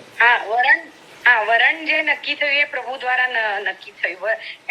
એના પછી એ દૈવી જીવ એટલે એઝ અ પુષ્ટિ સિલેક્ટ કરવામાં આવ્યા. પણ એની જે નિષ્ઠા હશે એ પ્રમાણે એનું આગળ ભક્તિ સુદ્રઢ થશે કે જરા તમે હમણાં કીધું ને સમય દ્વારા, કાલ દ્વારા, એ જરા હજુ એકવાર ક્લિયર કરો ને. ઓકે. તો જેમ જેમ એ આ સંપ્રદાયમાં આગળ વધશે, મહાપ્રભુજીની વાણીનું અવગાહન કરશે, એમાં એને નિષ્ઠા હશે તો એ ઝડપથી આગળ વધી શકશે. સમજમાં આવ્યું ને? જેમ જેમ એ ભગવત ભક્તોનો સંગ કરશે, દુસંગનો ત્યાગ કરશે તો એની યાત્રા શીઘ્ર આગળ વધશે. એ તો સ્વાભાવિક વાત છે ને. અને કોઈ સંસારમાં વિશેષ આસક્ત હશે તો એની યાત્રા ધીરે ધીરે આગળ વધશે. જે મહાપ્રભુજીએ સિદ્ધાંત મુક્તાવલીમાં આજ્ઞા કરી કે સંસારી યસ્તુ ભજતે સ દૂરસ્થો યથા તથા અપેક્ષિત જલાદીનામ અભાવા તત્ર દુઃખ ભાગ. કે સંસારમાં આસક્તિવાળો જે છે એ ભક્તિ કરતો હશે તો એને ઘણી બધી દુઃખ આવશે. કારણ કે એક બાજુ સંસાર ખેંચ છે, એક બાજુ ભગવાનનું ભજન કરવું છે, તો એને કારણે દુઃખ ભોગવશે. તો હવે શું કરવું સંસારાસક્તિ છોડવા માટે? તો આત્માનંદ સમુદ્રસ્થમ કૃષ્ણમેવ વિચિંતે. પ્રભુનું ગુણગાન કરો, પ્રભુનું યશોગાન કરો, મહાપ્રભુજીની વાણીનું અવગાહન કરો, ભાગવતનું અવગાહન કરો, પ્રભુના મહાત્મ્યને સમજો. તો પછી આપણી સંસારાસક્તિ છૂટશે. જેમ જેમ આપણી સંસારાસક્તિ છૂટતી જશે એમ એમ આપણે પ્રભુની નજીક વધારે જતા જશું. સમજમાં આવ્યું? ક્લિયર. એટલે શ્રી મહાપ્રભુજીએ સેવાફલ ગ્રંથમાં 3 વસ્તુ બાધક બતાવી. ઉદ્વેગ, પ્રતિબંધો વા, ભોગો વા સ્યાત્તુ બાધકમ. 3 ફલ બતાવ્યા, એમ 3 બાધક બતાવ્યા. અલૌકિક સામર્થ્યમ સાયુજ્યમ સેવા ઉપયોગી દેહો વૈકુંઠાદિશુ. સેવા કરતાં કરતાં આવે ફલની અનુભૂતિ એને થશે. તો એવી રીતના 3 ફલ બતાવ્યા, પણ એમાં બાધક 3 છે. ઉદ્વેગ, પ્રતિબંધો વા ભોગો વા સ્યાત્તુ બાધકમ. ઉદ્વેગ, પ્રતિબંધ અને ભોગ. તો ઉદ્વેગ છે એનું નિવારણ મહાપ્રભુજીએ નવરત્નમાં કર્યું. એ આપણે નવરત્ન આવશે ત્યારે જોશું. પછી ઉદ્વેગ, પ્રતિબંધ છે. પ્રતિબંધ 2 પ્રકારના હોય. પ્રતિબંધો અપી દ્વિવિધ, લૌકિકશ્ચ ભગવત્કૃત. પ્રતિબંધ 2 પ્રકારના હોય. લૌકિક પ્રતિબંધ હોય અને ભગવત્કૃત પ્રતિબંધ હોય. તો લૌકિક પ્રતિબંધ હોય એને મહાપ્રભુજીએ સમજાવ્યું. હે ભગવાન, શું ખવડાવવું છે? આ કોણ આમાં લિંક મૂકવા વાળા કોણ છે? ને એને મ્યુટ કરી દો ને, લિંક જેને મૂકી હોય ને. શું આપણે વાત કરતા હતા? લૌકિક પ્રતિબંધ. હા, તો પ્રતિબંધ છે. લૌકિક પ્રતિબંધ હોય તો મહાપ્રભુજી આજ્ઞા કરે છે બુદ્ધ્યા ત્યાજ્ય. આપણી બુદ્ધિને વાપરવી થોડી. બુદ્ધિને બધી જગ્યાએ જો આપણે લૌકિકમાં વાપરતા હોય તો ભગવત સેવામાં વાપરવી. કે ભગવત સેવામાં આપણને એવા પ્રતિબંધો આવે, દાખલા તરીકે ફોન આવે તો આપણે એને મ્યુટ કરી શકીએ, ફ્લાઇટ મોડ ઉપર રાખી શકીએ. તો લૌકિક પ્રતિબંધને મહાપ્રભુજી આજ્ઞા કરે છે કે આપણી બુદ્ધિથી ટેકલ કરવા. સમજમાં આવ્યું ને?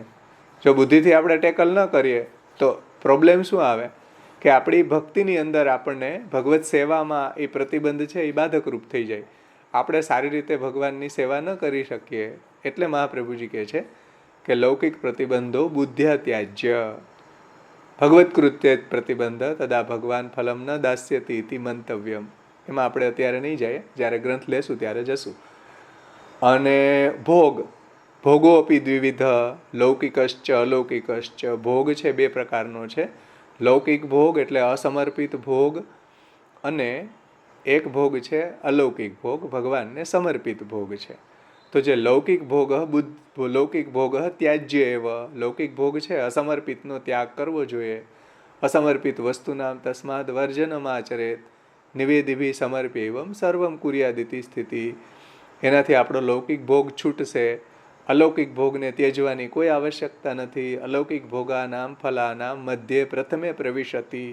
ભગવાનનો સમર્પિત ભોગ છે જે આપણને ભગવત સેવામાં ઉપયોગી છે.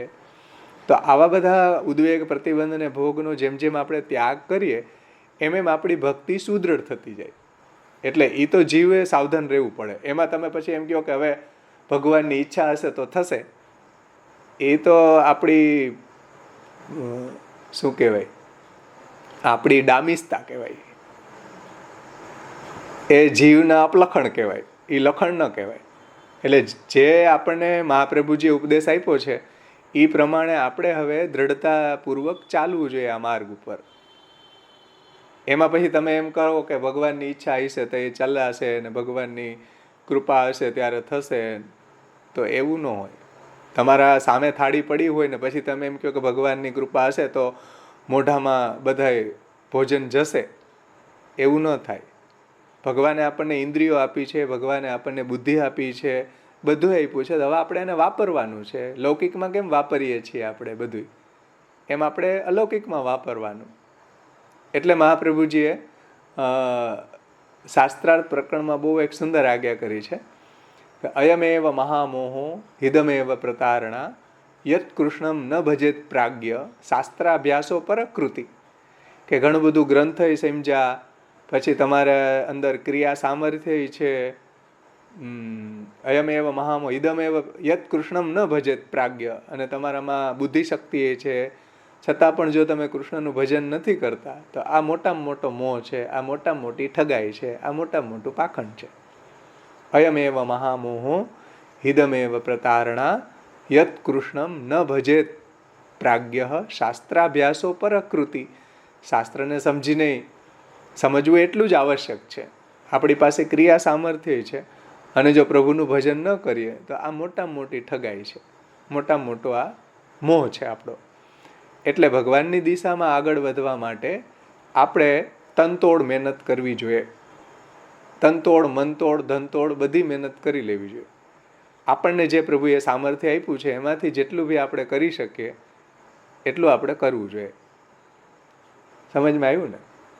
એટલે એમાં ખોટા ખોટા આપણે એવા બાના કાઢીએ કે કૃપા હશે ત્યારે થશે, અધિકાર હશે ત્યારે થશે, અધિકારની વાત છે. ભાઈ પુષ્ટિ માર્ગમાં આવ્યા, આપણને ભગવત સેવા કરવાની ઈચ્છા થાય, પ્રભુની શરણાગતિ દ્રઢ કરવાની ઈચ્છા થાય, પ્રભુનું શ્રવણ કીર્તન આદિ કરવાની ઈચ્છા થાય. આ તો અધિકાર ભગવાને આપી દીધો આપણને, તો જ આવું થાય, નહીંતર થોડું થાય. એટલે આવું તો આપણા જીવનમાં ક્યારેય વાક્ય આવું જ ન જોઈએ, અધિકાર હશે ત્યારે થશે. અધિકાર તો પ્રભુએ આપણને આપી દીધો પુષ્ટિજીવ તરીકે, એટલે તો આ માર્ગમાં આવી ગયા. હવે આપણે શું કરવું, આપણે શું કરવું એના માટે મહાપ્રભુજીએ આપણને 16 ગ્રંથ સમજાવ્યા, કે જે મહાપ્રભુજીએ સર્વશાસ્ત્રના સાર રૂપે જે 16 ગ્રંથ બતાવ્યા એ રીતના આપણે સમજીને પુષ્ટિપથ ઉપર ચાલીએ તો આપણને સેવામાં એવી ફલાનુભૂતિ થયા કરશે, જે મહાપ્રભુજીએ સેવાફલ ગ્રંથમાં સમજાવી છે. સમજમાં આવ્યું ને?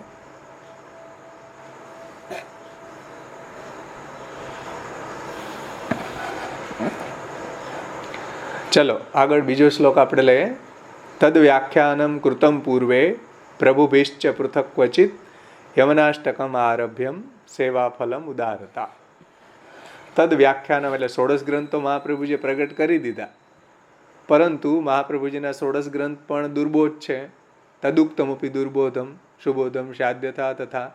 તો મહાપ્રભુજીના દુર્બોધ જે ગ્રંથો છે એને સમજાવવા માટે તદ વ્યાખ્યાનમ કૃતય પૂર્વે પ્રભુભિશ્ચ પૃથક ક્વચિત, શ્રી ગુસાઈજી પ્રભુચરણોએ અને બીજા પણ પરવર્તી આચાર્યોએ આ 16 ગ્રંથ ઉપર ટીકા સાહિત્ય લખ્યું, જેથી કરી આપણને મહાપ્રભુજીનો હાર્દ સમજાય. એટલે ટીકાઓ દ્વારા તમે ગ્રંથોને જુઓ તો એમાં કોઈ ગ્રંથો ઉપર ભક્તિવર્ધની છે, સેવાફલ છે, આવા ગ્રંથો ઉપર 13 ટીકાઓ છે. 13 ટીકાઓ, 13 આચાર્યોએ ટીકા લખી, કે જેથી કરીને આપણને આ 16 ગ્રંથો સ્પષ્ટ થાય. કોઈ ગ્રંથો ઉપર 5 છે, કોઈ ઉપર 6 છે, કોઈ ઉપર 10 છે. તો આટલું આપણું સમૃદ્ધ સાહિત્ય છે આપણા મહાપ્રભુજીનું, કે હર જનરેશન ઉપર આપણા આચાર્યોએ મહાપ્રભુજીની વાણી ઉપર ટીકા લખી. એટલે દ્વારકેશજી કહે છે તદ વ્યાખ્યાનમ કૃતમ પૂર્વે પ્રભુભિશ્ચ પૃથક ક્વચિત યમનાષ્ટકમ આરભ્યમ સેવાફલમ ઉદારતા.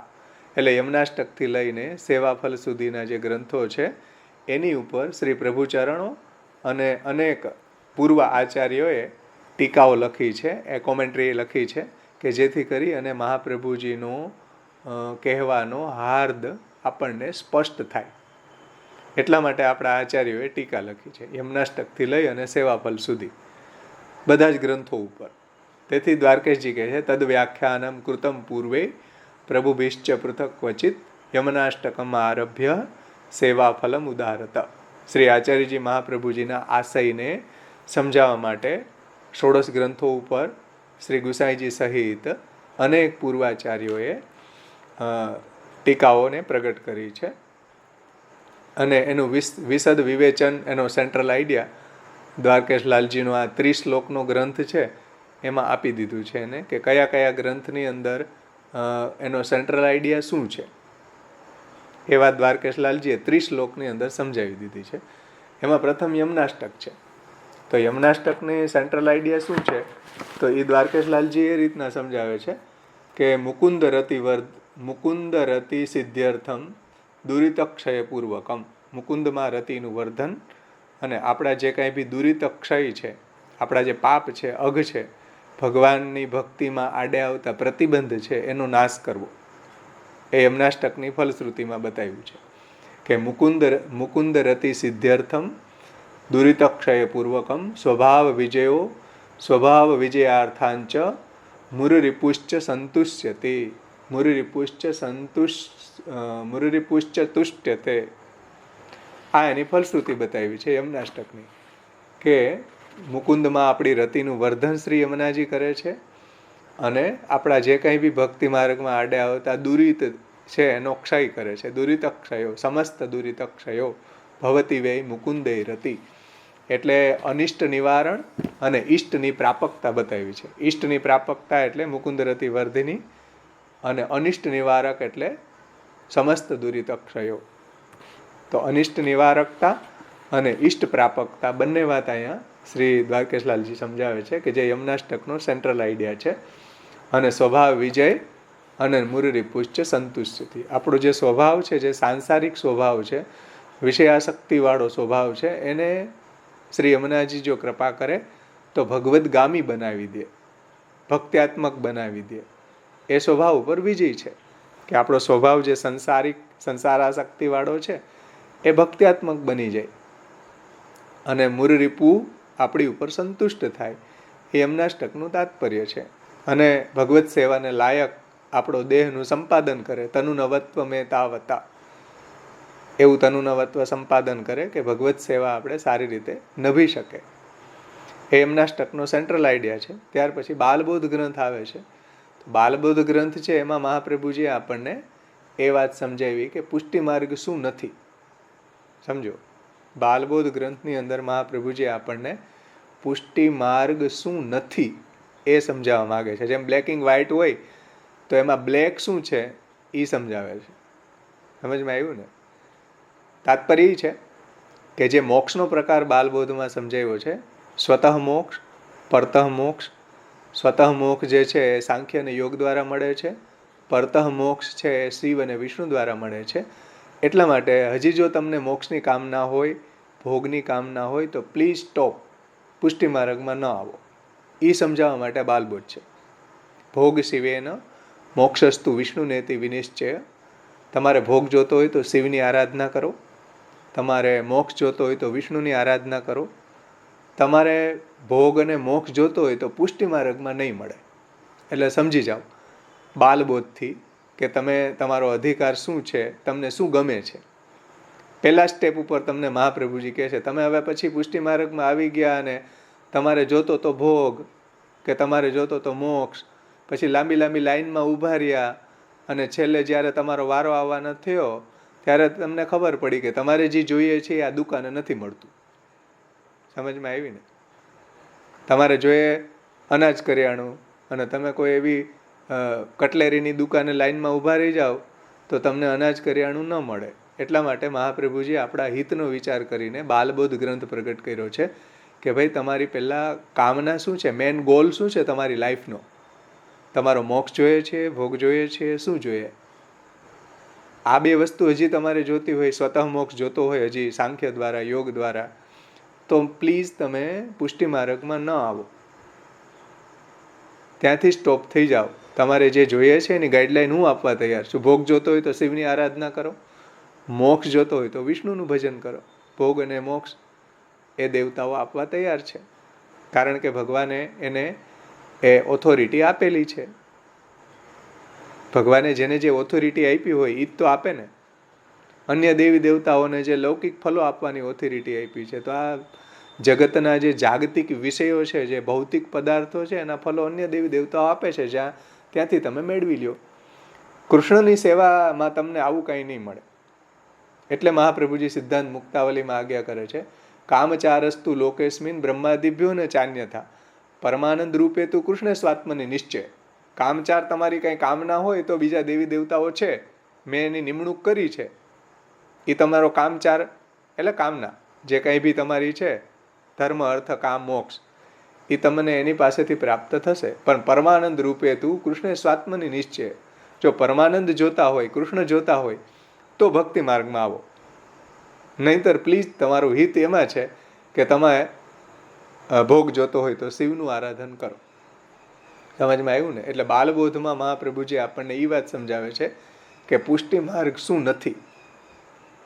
પછી એટલા માટે નત્વા હરિ સદાનંદમ સર્વ સિદ્ધાંત સંગ્રહ બાલ પ્રબોધનાર્થાય વદામી સુવિનિશ્ચિતમ. કે જે પુષ્ટિ માર્ગ ઉપર એન્ટર થઈ રહ્યો છે એ બાળક જ છે. ભલે પછી ધોડા આવી ગયા હોય તો એ બાળક જ કહેવાય. સમજમાં આવ્યું ને? ષોડશ ગ્રંથનો બાલબોધ સમજી રહ્યા છે તો બધા બાળક જ છે. ભલે ધોડા આવી ગયા હોય, 80 વર્ષના ડોહા થઈ ગયા હોય તો એ બાળક જ છે પુષ્ટિ માર્ગમાં. એવાને મહાપ્રભુજી કહે છે કે ભાઈ તમારે પહેલાં શું જોઈએ એને ડિસાઈડ કરો, પછી હું તમને આગળ એન્ટ્રી આપું. પછી મહાપ્રભુજી કહે છે કે નત્વા હરિ પ્રવક્ષ્યામિ સ્વસિદ્ધાંત વિનિશ્ચયમ. હવે તમારે જો ભોગય નથી જોતો, મોક્ષય નથી જોતો, સ્વતઃ મોક્ષય નથી જોતો, કાંઈ નથી જોતું, તમારે કૃષ્ણ જોઈએ છે, તો મહાપ્રભુજી કે વેલકમ, આવો, હવે હું તમને સાધના પ્રણાલી સમજાવું કે કૃષ્ણને એન્જોય કેમ કરવા, કૃષ્ણ કઈ રીતના પ્રાપ્ત થઈ શકે, એ ઉપાય હું તમને બતાવું. સ્વસિદ્ધાંત વિનિશ્ચય એ રહસ્ય હવે હું તમને બતાવું. કૃષ્ણ સેવા સદા કાર્ય માનસી સા પરામતા. તો આવા જે મનીષી નામ છે, જે આટલા તૈયાર છે, એવા લોકોને મહાપ્રભુજી સિદ્ધાંત મુક્તાવલી સમજાવવા માગે છે કે ભાઈ બાલબોધથી તમે બાલબોધમાં બતાવેલા ફલોની આકાંક્ષા તમને હવે નથી, તો હવે તમે આગળ પુષ્ટિ માર્ગમાં આગળ વધો. તો મહાપ્રભુજીએ સિદ્ધાંત મુક્તાવલી આવા દેવીજીઓને સમજાવ્યો છે કે એમાં મહાપ્રભુજી આપણને પુષ્ટિ સ્વરૂપ, પુષ્ટિ પ્રભુનું એટલે ભક્તનું જ્ઞાન, ભક્તિનું જ્ઞાન અને ભગવાનનું જ્ઞાન આપ્યું છે. સિદ્ધાંત મુક્તાવલીમાં મહાપ્રભુજી આપણને 3 વાત સમજાવી. એક તો ભગવાનના સ્વરૂપનું જ્ઞાન સમજાવ્યું, એક આપણને ભક્તિનું સેવાનું જ્ઞાન સમજાવ્યું, સેવા, સેવ્ય અને સેવા કરતા, 3 વાત સમજાવી. સેવાનું સ્વરૂપ, સેવાનું જ્ઞાન, પછી સેવ્યનું જ્ઞાન અને સેવા કરતા કેવા હોવા જોઈએ. સેવા કરતામાં ઉત્તમ સેવા કરતા કેવો, મધ્યમ સેવા કરતા કેવો, કનિષ્ઠ સેવા કરતા કેવો અને છેલ્લે જઘન્ય કેવો, કે જેને ભક્ત તરીકેની સ્ટેટસ પ્રાપ્ત નથી થતી પણ એવો જઘન્ય જે આ માર્ગમાં ઘૂસી ગયા હોય, એને મહાપ્રભુજી એમ કહે છે કે ભક્ત ભાવે તું તીરસ્થો યથા દુષ્ટૈ સ્વકર્મભિ અન્યથા ભાવમ આપન્નસ તસ્મા સ્થાનશ્ચ નશ્યતિ. એ ભ્રષ્ટ થઈ જશે. ભક્તિ માર્ગમાં આવીને પણ મહાપ્રભુજીના સિદ્ધાંત વિરુદ્ધ ચાલનારાઓ છે, એને તસ્મા સ્થાનાશ્ચ નશ્યતિ, એનો તો સ્થાનથી નાશ જ થશે. એવી વોર્નિંગ મહાપ્રભુજીએ સિદ્ધાંત મુક્તાવલીમાં લાસ્ટ શ્લોકમાં આપી છે. એટલે ભક્તના કેટેગરી મહાપ્રભુજી એમાં સમજે ઉત્તમ ભક્ત કેવો, મધ્યમ કેવો, કનિષ્ઠ કેવો, અને છેલ્લે જઘન્ય જે છે એ ભક્તની કેટેગરીમાં નથી લીધો, એનો જે નાશ થઈ જાય એ કેવા, એ પણ મહાપ્રભુજીએ સમજાવ્યા છે. આપણે જ્યારે સિદ્ધાંત મુક્તાવલીનું અધ્યયન કરશું ત્યારે આપણે સમજશું. ત્યાર પછીનો ગ્રંથ આવે છે પુષ્ટિ પ્રવાહ મર્યાદા ભેદ ગ્રંથ. પુષ્ટિ પ્રવાહ મર્યાદા ભેદ ગ્રંથમાં મહાપ્રભુજીએ પ્રવાહી જીવ કેવા હોય, મર્યાદા જીવ કેવા હોય, પુષ્ટિ જીવ કેવા હોય, એના સ્વરૂપ, ગુણ, એનો જન્મ, સ્વરૂપેણા અવતારેણા વગેરે બધી વાત મહાપ્રભુજીએ આપણને પુષ્ટિ પ્રવાહ મર્યાદા ભેદ ગ્રંથમાં સમજાવી. એમાં પણ ઘણા બધા પ્રકારો છે. પુષ્ટિ જીવ છે એની અંદર પણ કેટલા પ્રકાર છે? 4 પ્રકાર છે. પુષ્ટિ, પુષ્ટિ મર્યાદા, પુષ્ટિ પ્રવાહ અને શુદ્ધ પુષ્ટિ. સમજો. એવી રીતના મર્યાદા જીવોમાં પણ આવા પ્રકારો છે. મર્યાદા પુષ્ટિ, મર્યાદા પ્રવાહ. એવી રીતના પ્રવાહી જીવોમાં પણ આવા પ્રકારો છે, જે બધું આપણે પુષ્ટિ પ્રવાહ મર્યાદા ભેદ ગ્રંથમાં સમજશું. એમાં જે પુષ્ટિ જીવ છે, શુદ્ધ પ્રેમણા અતિ દુર્લભ. શુદ્ધ પુષ્ટિ જીવ છે એ તો ખૂબ દુર્લભ છે. એની કોઈ ડેફિનેશન મહાપ્રભુજીએ નથી આપી. જેમ 84-252 ભગવદીઓ જેવા કે જે વ્રજ ભક્તો એ શુદ્ધ પુષ્ટિ જીવો છે.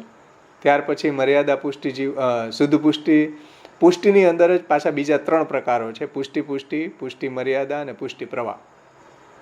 એમાં પણ પુષ્ટિ પ્રવાહ જીવો જે છે, પ્રવાહેણ ક્રિયારતા, એમાં પણ ગુસાઈજીએ પાછા 3 પ્રકારો બતાવ્યા છે. કે પ્રવાહ પુષ્ટિ જીવોમાં પણ અધમ પ્રકારના કેવા હોય, મધ્યમ પ્રકારના કેવા હોય, ઉત્તમ પ્રકારના કેવા હોય, એ વાત ગુસાઈજીએ ભક્તિ જીવનમ નામના ગ્રંથમાં સમજાવી. સમજો, ભક્તિ જીવનમ નામનો ગ્રંથ છે ગુસાઈજીનો. એમાં ગુસાઈજીએ ફરીથી આ વાતને સમજાવી છે કે પ્રવાહ પુષ્ટિ જીવની અંતર્ગત એ 3 ભેદ છે, કે એનો ઉત્તમ, મધ્યમ અને અધમ પ્રકાર. કોઈને ભક્તિ જીવનમ અધ્યયન કરવું હોય તો યુટ્યુબ ઉપર મેં મૂકેલો છે. અમે જ્યારે અધ્યયન કર્યું હતું ત્યારે એ વિસ્તારથી એનું ગુસાઈજીએ જે સમજાવ્યું છે એની વિસ્તારથી વિવેચના કરી છે. યુટ્યુબ ઉપર જે ચેનલ છે પુષ્ટિ વિધાનમ, એમાં મૂકેલો છે મેં, એમાંથી તમે સાંભળી શકો છો. ત્યાર પછી મહાપ્રભુજીએ આપણને સિદ્ધાંત રહસ્ય ગ્રંથ આવ્યો. યમનાષ્ટક, બાલબોધ, સિદ્ધાંત મુક્તાવલી અને પુષ્ટિ પ્રવાહ મર્યાદા ભેદ અને સિદ્ધાંત રહસ્ય. સિદ્ધાંત રહસ્યમાં મહાપ્રભુજીએ આપણને સમર્પણનો પ્રકાર સમજાવ્યો છે.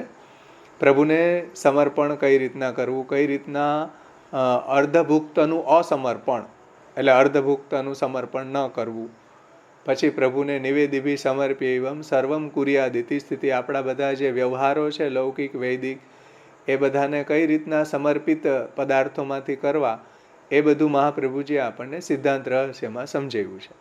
તો બધો સમર્પણનો પ્રકાર, અસમર્પિતના ત્યાગનો પ્રકાર, અર્ધભુક્તનું સમર્પણ ન કરવું એ બધો પ્રકાર મહાપ્રભુજીએ આપણને સિદ્ધાંત રહસ્ય ગ્રંથમાં સમજાવ્યો છે. હવે આપણે બ્રહ્મ સંબંધ લઈ લીધું, પછી આપણે આપણા જીવનમાં કોઈ કારણોસર ભગવાનની સેવા ન કરી શક્યા તો શું કરવું? આપણા જીવનમાં કોઈ એવું ઓકેઝન આવ્યું કે આપણે ભગવત સેવા આપણાથી ન નભી, ભગવત સેવા માટે જ બ્રહ્મ સંબંધ લેવું જોઈએ, લઈ લીધું, સેવાય કરવા લાગી ગયા, પણ કોઈ આપણા જીવનમાં કોઈ એવું ઓકેઝન આવ્યું કે જેમાં આપણી ભગવત સેવા છૂટી ગઈ તો શું કરવું? તો પુષ્ટિજીવ હશે એને ચિંતા થશે કે હવે શું કરવું પ્રભુ, મને ભગવત પ્રાપ્તિ થશે કે નહીં, મેં નિવેદન કર્યું એ પ્રભુએ સ્વીકાર્યું હશે કે નહીં, મેં અજ્ઞાનતામાં જે નિવેદન કર્યું એનું શું, મારો વિનિયોગ પ્રભુમાં થવો જોઈએ. મેં બ્રહ્મસંબંધ મંત્રમાં કહ્યું કે મેં મારા પ્રભુને દેહ ઇન્દ્રિય પ્રાણ અંતઃકરણ દારાગાર પુત્ર બધું ભગવાનને સમર્પણ કર્યું અને મારો વિનિયોગ સંસારમાં થાય, લૌકિકમાં થાય તો ચિંતા થવી સ્વાભાવિક છે પુષ્ટિ ભક્ત હોય તો આવી ચિંતાને કેમ ટેકલ કરવી? એના માટે મહાપ્રભુજીએ નવરત્ન ગ્રંથ લખ્યો કે જેને બ્રહ્મ સંબંધ લઈને સેવા કરવાની શરૂ કરી અને કોઈ કારણોસર એના જીવનમાં એ સમર્પણ ન કરી શક્યા એવા જીવને ચિંતા થવી જ જોઈએ. જો બ્રહ્મ સંબંધ લઈને સેવા કરી હોય તો એવી ચિંતાને પહેલાં તો ઉત્પન્ન કરો, પછી નવરત્ન દ્વારા એને દૂર કરો. એવી ચિંતા નથી થતી તો એના અધિકારી નવરત્નના અધિકારી નથી. એટલે નવરત્ન ગ્રંથ કોઈ એવા વિરલ ભક્ત માટે મહાપ્રભુજીએ પ્રગટ કર્યો કે જેને એવી ચિંતા થાય છે કે હું પ્રભુને સમર્પિત કેમ નથી થઈ શકતો બ્રહ્મ સંબંધ લીધેલું હોવા છતાંય, અથવા તો નથી લીધું ચલો તો પણ મારે પ્રભુની દિશામાં આગળ વધવા માટે મારે સમર્પણ કરવું જોઈએ, સેવા કરવી જોઈએ, એ નથી કરી શકતો તો ચિંતા થવી સ્વાભાવિક છે. એના માટે મહાપ્રભુજી એને આશ્વાસન રૂપમાં ભગવદીઓનો સંગ બતાવે છે કે ચિંતા કાપી ન કાર્ય નિવેદિતાત્મ ભી કદાપિતિ ભગવાન અપી પુષ્ટિસ્તો ન કરીષ્યતિ લૌકિકિંચ ગતિમ. પ્રભુ એની લૌકિક ગતિ નહીં થવા દે જો આપણે પ્રભુના શરણાગત હશું. પ્રભુને જો આપણે ગુણગાન શ્રવણ કીર્તનથી પણ જો આપણે પ્રભુને આશ્રય આપણો દ્રઢ હશે તો પ્રભુ લૌકિક ગતિ નહીં થવા દે. તો એને શું કરવું? તો કે તાદૃશ ભક્તો સાથે એને નિવેદનનું સ્મરણ કરવું. નિવેદિભી સમર્પ્યૈવમ, તાદૃશ ભક્તો સાથે નિવેદનંતુ સ્મર્તવ્યમ સર્વથા તાદૃશૈ જને. ભગવદીઓ સાથે નિવેદનનું સ્મરણ કરવું, સત્સંગ કરવો. એવો સમય પ્રભુ આપશે કૃપા કરીને તો પાછી સેવા મળશે. પ્રભુ જ્યારે આપણી સેવા લેવા માગશે તો એવું આપણા જીવનમાં એવું પરિસ્થિતિ ભગવાન એવી અનુકૂળતા કરી આપશે કે જેને કારણે આપણે ભગવત સેવા કરી શકીએ. તો એવી ચિંતાને દૂર કરવા માટે નવરત્ન છે. ત્યાર પછી અંતઃકરણ પ્રબોધ ગ્રંથ મહાપ્રભુજી એટલા માટે જ લખ્યો ચિત્તમ પ્રતિ યદા કારણે ભક્તો નિશ્ચિંતતામ વ્રજેત. ભક્ત છે નિશ્ચિંત થઈ જાય એટલા માટે અંતઃકરણ પ્રબોધ ગ્રંથ આવે છે. અને આપણે જે પ્રભુને જો સમર્પિત થઈને રહી રહ્યા છીએ તો મહાપ્રભુજી કહે છે કે સર્વમ સમર્પિતમ ભક્ત્યા કૃતાર્થોસી સુખી ભવ. જો તમે સર્વ સમર્પિત છો તો તમે તમારા જીવનમાં કૃતાર્થ જ છો. આવો આશીર્વાદ મહાપ્રભુજીએ આપણને અંતઃકરણ પ્રબોધ ગ્રંથમાં આપ્યો છે. આપણા જીવનમાં ઘણી વખત આપણી કામનાઓ પૂર્ણ ન થઈ, આપણી ઈચ્છાઓ પૂર્ણ ન થઈ તો એમાં પણ આપણું હિત હશે. એટલે સેવકસ્ય તું ધર્મોયમ સ્વામી સ્વસ્ય કરીષ્યતિ. સેવકનો તો એ જ ધર્મ છે કે સ્વામીની આજ્ઞા પ્રમાણે ચાલવું. આ વાત અંતઃકરણ પ્રબોધમાં મહાપ્રભુજી આપણને સમજાવી કે સેવકસ્ય તું ધર્મોયમ સ્વામી સ્વસ્ય કરીષ્યતિ. મારી આ કામના પૂર્ણ કેમ ન થઈ તો મારી કામના ભગવાને પૂર્ણ કેમ ન કરી? આવો જે આપણા હૃદયમાં ભાવ પ્રગટ થાય છે એ ભક્તિ વિરોધી ભાવ છે. એટલે સેવકનો તો એ જ ધર્મ છે કે સ્વામીની આજ્ઞાનું પાલન કરવું. સ્વામી જે રીતના આપણને રાખે એ રીતના રહેવું. એટલા માટે નિશ્ચિંત બનાવવા માટે મહાપ્રભુજી આપણને અંતઃકરણ પ્રબોધ ગ્રંથ સમજાવ્યો છે. ત્યાર પછી વિવેક ધૈર્યાશ્રય ગ્રંથ મહાપ્રભુજીએ એટલા માટે આપણને સમજાવ્યો છે કે આપણો ભગવદ આશ્રય દ્રઢ થાય. આશ્રયને દ્રઢ કરવાના ઉપાયો વિવેક અને ધૈર્ય છે.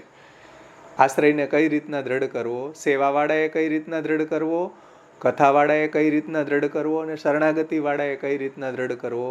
ત્રણેયના માટે આશ્રયની દ્રઢ કરવાની એટલી તાતી આવશ્યકતા છે. સેવાવાળો હોય, કથાવાળો હોય કે શરણાગતિવાળો હોય. તો એના માટે મહાપ્રભુજી ત્યાં આજ્ઞા કરે છે કે આશ્રયને દ્રઢ કરવા માટે વિવેક, ધૈર્ય, એનાથી આપણો આશ્રય દ્રઢ થાય છે. એ બધું વિસ્તારથી આપણે વિવેક ધૈર્ય આશ્રય ગ્રંથમાં જોશું. અને આશ્રયને કઈ રીતના દ્રઢ કરવો એનો ત્યાર પછીનો ગ્રંથ છે કૃષ્ણાશ્રય. વિવેક ધૈર્ય આશ્રય પછી કૃષ્ણાશ્રય છે. સમજમાં આવ્યું ને? કૃષ્ણાશ્રય ગ્રંથમાં મહાપ્રભુજી આપણને એ વાત સમજાવી છે કે દેશ, કાલ, દ્રવ્ય, કર્તા, મંત્ર, કર્મ આ બધામાંથી કોઈનો પણ આશ્રય નહીં કરીને એકમાત્ર પ્રભુનો જ આશ્રય દ્રઢ કરવો જોઈએ. એ વાત કૃષ્ણાશ્રયમાં આપણને આચાર્ય ચરણોએ સમજાવી. વિવેક ધૈર્યાશ્રય કૃષ્ણાશ્રય. પછી આવે છે ભક્તિવર્ધની નવરત્ન અંતઃકરણ પ્રબોધ વિવેક ધૈર્યાશ્રય કૃષ્ણાશ્રય ચતુશ્લોકી. ચતુશ્લોકી આવે ને? કયો ગ્રંથ આવે છે? હા, ચતુશ્લોકી. રાઈટ. ચતુશ્લોકીમાં મહાપ્રભુજી આપણને ભક્તિ માર્ગી પુરુષાર્થો સમજાવ્યા. ધર્મ, અર્થ, કામ અને મોક્ષ. બાલબોધમાં મહાપ્રભુજીએ લૌકિક ધર્મ, અર્થ, કામ, મોક્ષ, લૌકિક એટલે સ્માર્ત, સ્મૃતિઓમાં બતાવેલા ધર્મ, અર્થ, કામ, મોક્ષ, અને વૈદિક ધર્મ, અર્થ, કામ, મોક્ષ મહાપ્રભુજીએ બાલબોધમાં સમજાવ્યા. ધર્માર્થ કામ મોક્ષાખ્યાસ ચત્વારોર્થા મનીષીણામ. જે મનીષીઓ છે, જે બુદ્ધિજીવીઓ છે, શાસ્ત્ર પ્રમાણે જેની બુદ્ધિ ચાલી રહી છે, શાસ્ત્ર પ્રમાણે જેનું જીવન છે, એવા લોકોને માટે આ પુરુષાર્થો છે. સ્માર્ત લૌકિક ધર્મ, અર્થ, કામ, મોક્ષ, અને વૈદિક ધર્મ, અર્થ, કામ, મોક્ષ. અને ચતુશ્લોકીમાં મહાપ્રભુજીએ આપણને ભક્તિ માર્ગી ધર્મ, અર્થ, કામ અને મોક્ષ સમજાવ્યા. ભક્તિ માર્ગમાં જો આપણે આવ્યા છીએ તો આપણો ધર્મ શું, આપણો અર્થ શું, આપણો કામના શું હોવી જોઈએ, આપણો મોક્ષ શું, એનો સંગ્રહ શ્લોક મહાપ્રભુજી એ રીતના સમજાવ્યો. પુષ્ટિ માર્ગે હરેર દાસ્યમ ધર્મો. પુષ્ટિ માર્ગમાં હરિની દાસતા પૂર્વક પ્રભુની સેવા ધર્મ છે. અર્થો હરિરેય વહી. અર્થ આપણું તો આપણું સર્વસ્વ ધન આપણા ઠાકોરજી છે. અર્થો હરિરેય વહી. કામો હરે દિદ્રક્ષૈવ. કામના આપણી સર્વેન્દ્રિયોના સમર્પણ પૂર્વક હરિદર્શનની કામના એ આપણો કામ છે. મોક્ષ કૃષ્ણસ્ય ચેત ધ્રુવમ. સર્વ રીતે સંપૂર્ણ રીતે કૃષ્ણના બની જવું એ આપણો મોક્ષ છે. જેને મહાપ્રભુજી કહે છે સ્મરણમ ભજનં ચાપી ન ત્યાજ્યમ ઇતિ મે મતિ. આપણા જીવનમાં સ્મરણ અને ભજન એટલે સેવા અને કથાનું જો સાયકલ ચાલવા લાગી ગયું તો આપણે મુક્તિને જીવી રહ્યા છીએ. આપણા માટે બીજો કોઈ મોક્ષ નથી. સ્મરણ અને ભજન આપણા જીવનમાં ચાલવા લાગી ગયું એનું નામ મુક્તિ છે.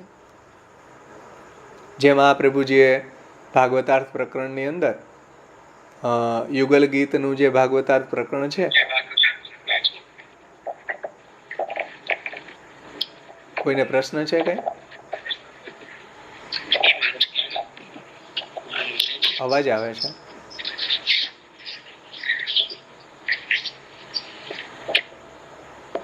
નિલેશભાઈ,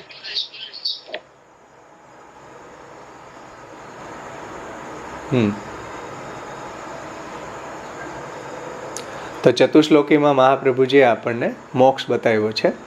અને આ જ વાત મહાપ્રભુજીએ વ્રજભક્તોના સંદર્ભમાં પણ સમજાવી છે કે વ્રજભક્તોના જીવનમાં પણ સેવા અને કથાનું સાયકલ ચાલતું હતું.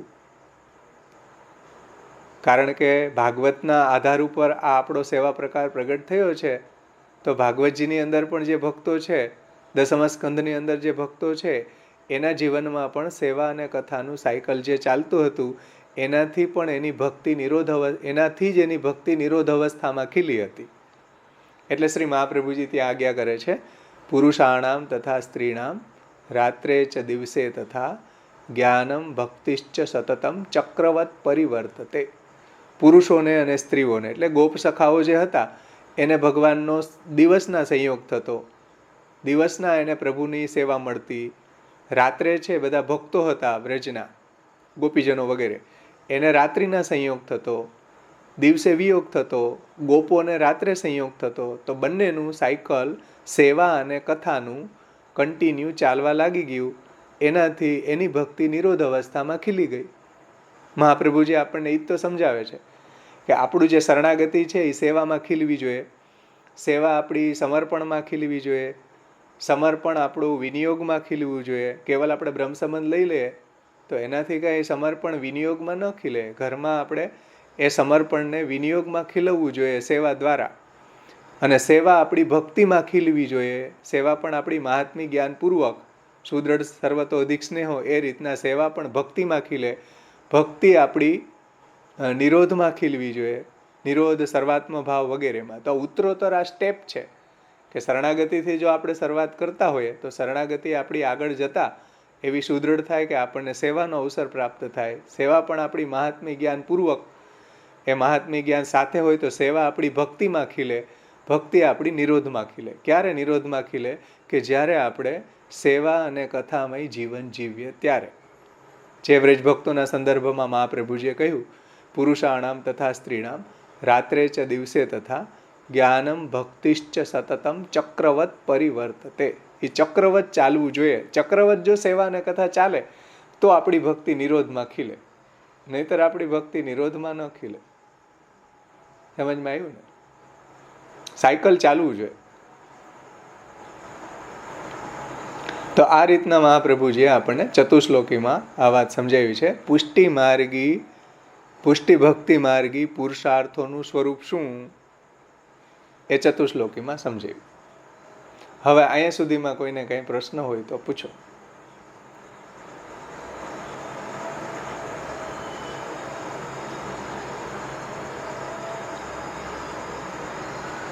બાળકોટમાં જે 4 પુરુષાર્થ બતાવ્યા, કર્તવ્યાત્મક અને ચતુશ્લોકીને થોડા બાળકોટ અથવા રિપીટ કરશો પ્લીઝ?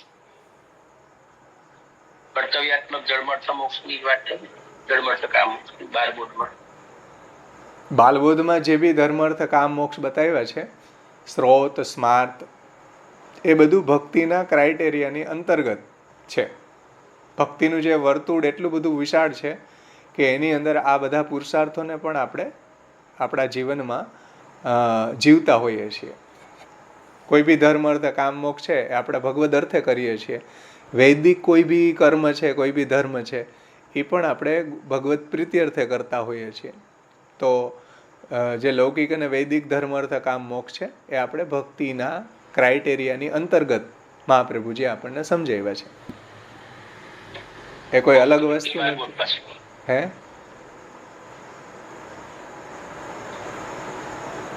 સમજમાં ને? બાકી તો બાલબોધ ગ્રંથ આપણે લેશું ત્યારે ખૂબ વિસ્તારથી એનું અવગાહન કરશું.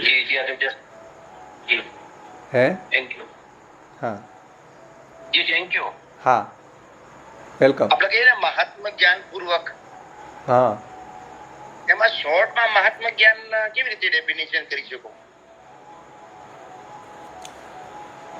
મહાત્મી જ્ઞાન મહાપ્રભુજી એમ કહે છે કે શાસ્ત્ર દ્વારા મળે, શાસ્ત્ર દ્વારા પ્રાપ્ત થાય. એટલે શાસ્ત્રાર્થ, સર્વનિર્ણય, ષોડશ ગ્રંથ, આ બધા ગ્રંથોને સમજીએ તો આપણને ઠાકોરજીનું મહાત્મી જ્ઞાન સમજાય, પ્રભુની મહત્તા સમજાય. સમજમાં આવ્યું ને?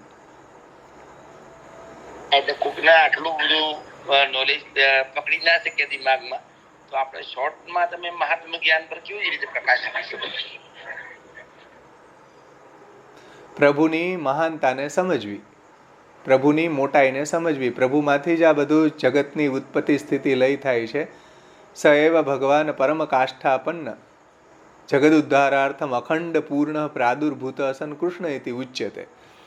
ભગવાનનું જે મહાત્મય છે, ઐશ્વર્ય, વીર્ય, યશ, શ્રી, જ્ઞાન અને વૈરાગ્ય, જે રીતના આપણને મહાપ્રભુજીએ શાસ્ત્રાર્થ પ્રકરણમાં, સર્વનિર્ણયમાં આ બધી જગ્યાએ સમજાવ્યું છે, એ મહાત્મ્ય જ્ઞાન સમજવું અતિ આવશ્યક છે. તો આપણને પ્રભુના સ્વરૂપનું જ્ઞાન થાય ને, નહીતર આપણને પ્રભુમાં જ દોષારોપણ થશે જો મહાત્મ્ય ન સમજીએ તો. ભગવાન જ આ જગત કરતા છે, કારયિતા છે, ભગવાન જ બધાના અભિનિમિત્તો ઉપાદાન કારણ છે. આ બધું પ્રભુનું મહાત્મ્ય મહાપ્રભુજીએ શાસ્ત્રાર્થ પ્રકરણમાં સમજાવ્યું. જગત છે એ ભગવાને પ્રગટ કરેલું છે, જીવો છે ભગવાનના અંશ છે, તો જળ જગત છે, જીવ જગત છે, આ બધી સૃષ્ટિ લીલા જે છે, યહ ક્રીડતી, યહ જગત ભૂતવા ક્રીડતી, યતો જગત ક્રીડતી, આ બધી ભગવાનની જે લીલાઓ છે એને જો સમજવામાં આવે તો પ્રભુનું મહાત્મ્ય જ્ઞાન થાય. જે મહાપ્રભુજીએ શાસ્ત્રાર્થ પ્રકરણની શરૂઆતમાં આ વાત સમજાવી છે. નમો ભગવતે તસ્મૈ કૃષ્ણાય અદ્ભુત કર્મણે રૂપ નામ વિભેદેન જગત ક્રીડતી યો યત. તો આપણે શાસ્ત્રથી પ્રભુના મહાત્મ્યને સમજવું જોઈએ. સમજાણું ને? આ શોર્ટ ઇન શોર્ટ.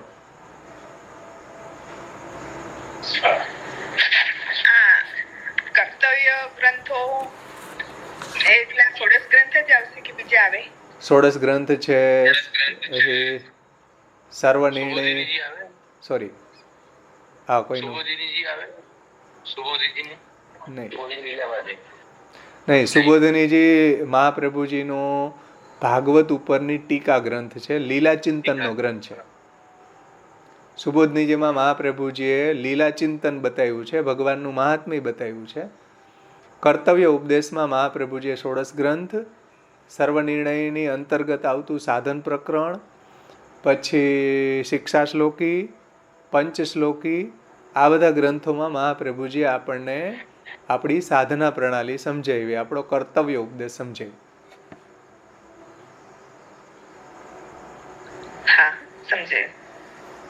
આપણે ભાવેશભાઈ, હેલો, હા સંભળાય છે. આપણે બાળકોને સમજાવતા હોય ઘણી વાર ઠાકોરજીનું મહાત્મ્ય, તો આપણે ઘણી વાર આ કાલીનાગ દમન હોય કે સોળા વ્રતનું કોઈ શિશુપાલ વ્રત છે, ઉપજાનો ઉદ્ધાર કર્યો, એ વિષ્ણુ પિતા માટે એમને બધામાં માટે પ્રતિજ્ઞા તોડી એમને આ સંધિ કરવા કોશિશ કરી મહાભારતમાં કૌરવ પાંડવો માટે ખૂબ હોય, અને પછી છતાં યુદ્ધ કરવું પડ્યું. એમ આ બધી વસ્તુ બી એમને મહાત્મ્યમાં આવે ને, ઠાકોરજીના મહાત્મ્યમાં આવે. હા બરાબર છે. એમાં શું છે, ભગવાનની છે ને બે પ્રકારની લીલાઓ છે. એક મહાત્મ્ય વર્ધક લીલાઓ અને એક પ્રેમ વર્ધક લીલાઓ. ભાગવતજીની અંદર ભગવાનની મહાત્મ્ય વર્ધક લીલા છે અને પ્રેમ વર્ધક લીલા છે. તો બંને પ્રકારની લીલાઓ છે કે જેનાથી આપણને મહાત્મ્ય વધે અને સ્નેહ વધે. હા, સ્નેહવર્ધક લીલાઓ છે. અને પ્રભુએ જે મહાત્મ્ય બતાવ્યું, જેમ માનો કે પહેલા સ્કંદથી લઈને તમે 9મા સ્કંદ સુધી અધ્યયન કરો ભાગવતજીનું, તો એમાં સંપૂર્ણ પ્રભુની જે અવતારો છે, પ્રભુની જે અંશકલા વ્યૂહ અવતારો છે, એના દ્વારા પણ પ્રભુ કેવું મહાત્મ્ય પ્રગટ કરે છે. પ્રભુ છે કોઈ ભક્તની અંદર પણ પોતાનું મહાત્મ્ય પ્રગટ કરે છે. તો 1 થી 9 સ્કંદની અંદર આપણને પ્રભુનું મહાત્મ્ય સમજાવ્યું છે મહાપ્રભુજીએ. અને 10મા સ્કંદની અંદર આપણને પ્રેમવર્ધક, આપણો સ્નેહ વધે એવી લીલાઓ સમજાવી છે.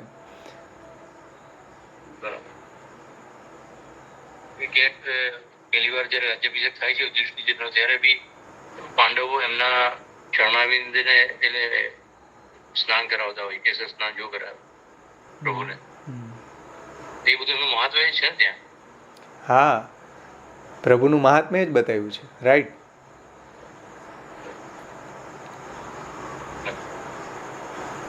એક્ઝેક્ટ. આજે સાયકલ આપણે કયું એક બોલો. સાધન દીપિકા ગ્રંથ છે એ કર્તવ્યમાં આવશે. રાઈટ. કર્તવ્ય ઉપદેશ, ટોટલી કર્તવ્ય ઉપદેશ.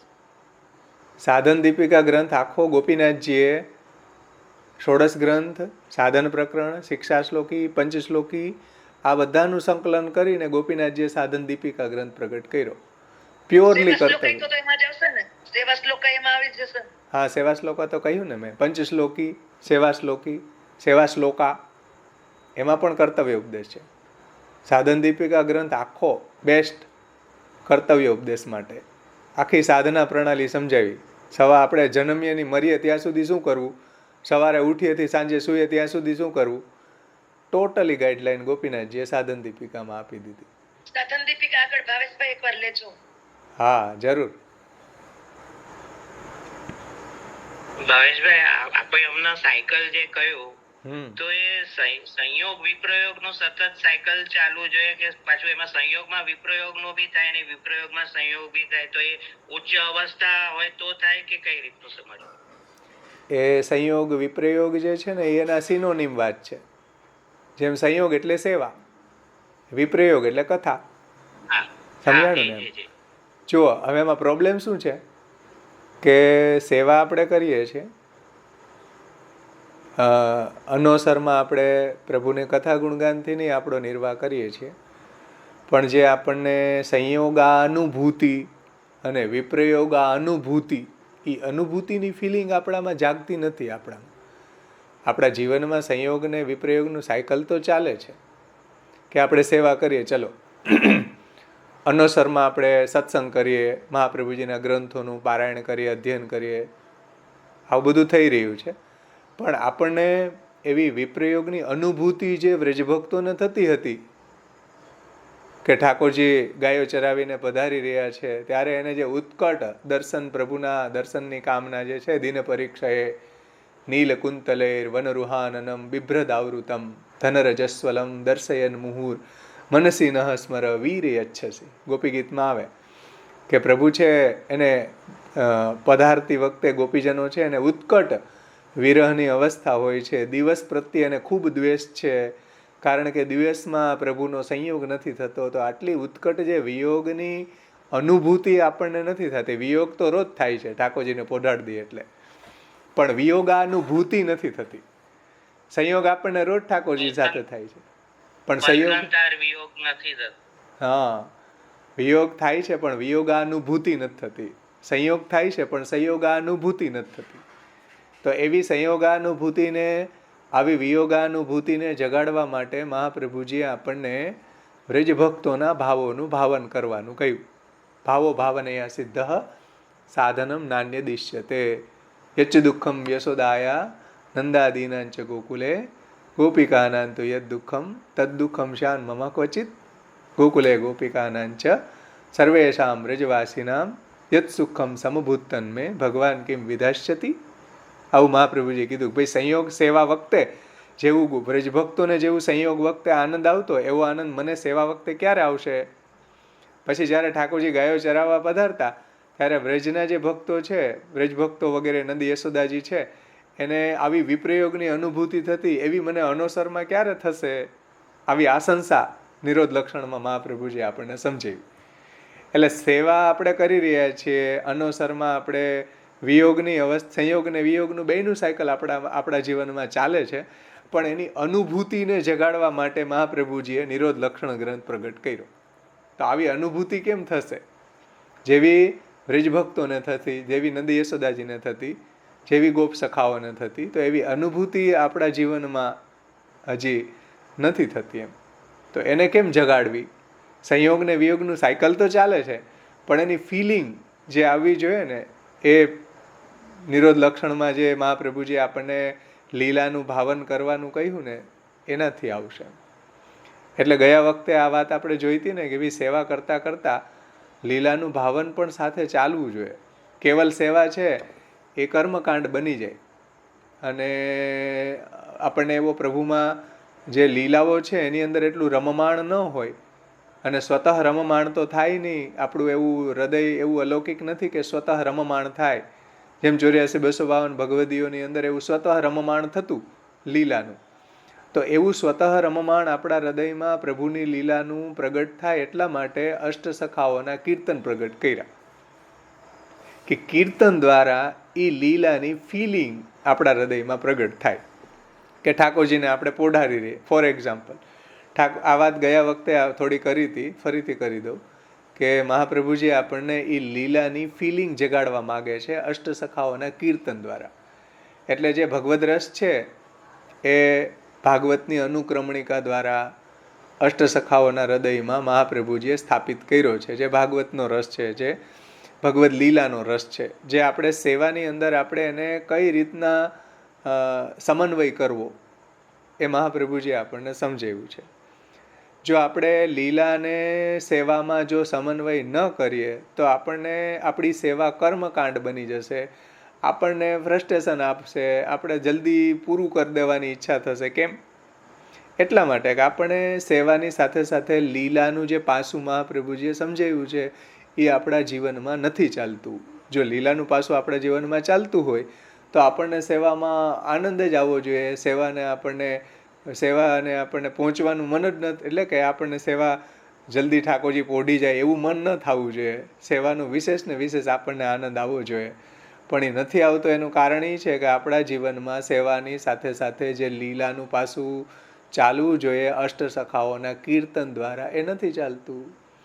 આપણે દાખલા તરીકે ઠાકોરજીને પોઢાડી દઈએ, ચાલો ઠાકોરજી પોઢી ગયા 2 મિનિટમાં, ખબર ન પડી. આપણે ક્રિયાથી તો કર્મકાંડ કરી દીધું પોઢાડવાનું, પણ સાથે સાથે જો કીર્તન હશે ને કે આંગન મેં હરી સોય ગયરી, હરે હરે દોઉ જનની મિલી કે સેજ સહિત તબ ભવન લહેરી, કહત રોહિણી ઇન્હેને જગાવો ખેલત ડોલત હાર ગયરી, નંદ કહે એ કછું ન જાને ગાયન કે સંગ શ્રમિત ભયરી.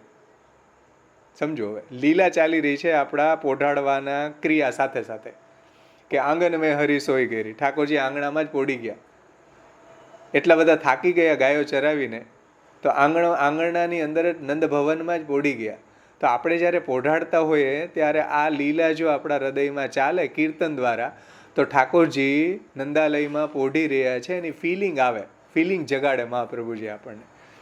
એ કહત રોહિણીને ને જગાવો ખેલત ડોલત હાર ગયેરી. રોહિણીજી કહે છે કે ભાઈ હવે એને જગાડોમાં, ભલે પોઢી ગયા, બહુ ખેલા, બહુ રમ્યા, હવે એને તમે નહીં જગાડો. ખેલત ડોલત હાર ગયેરી. નંદ કહે, નંદરાયજી શું કહે?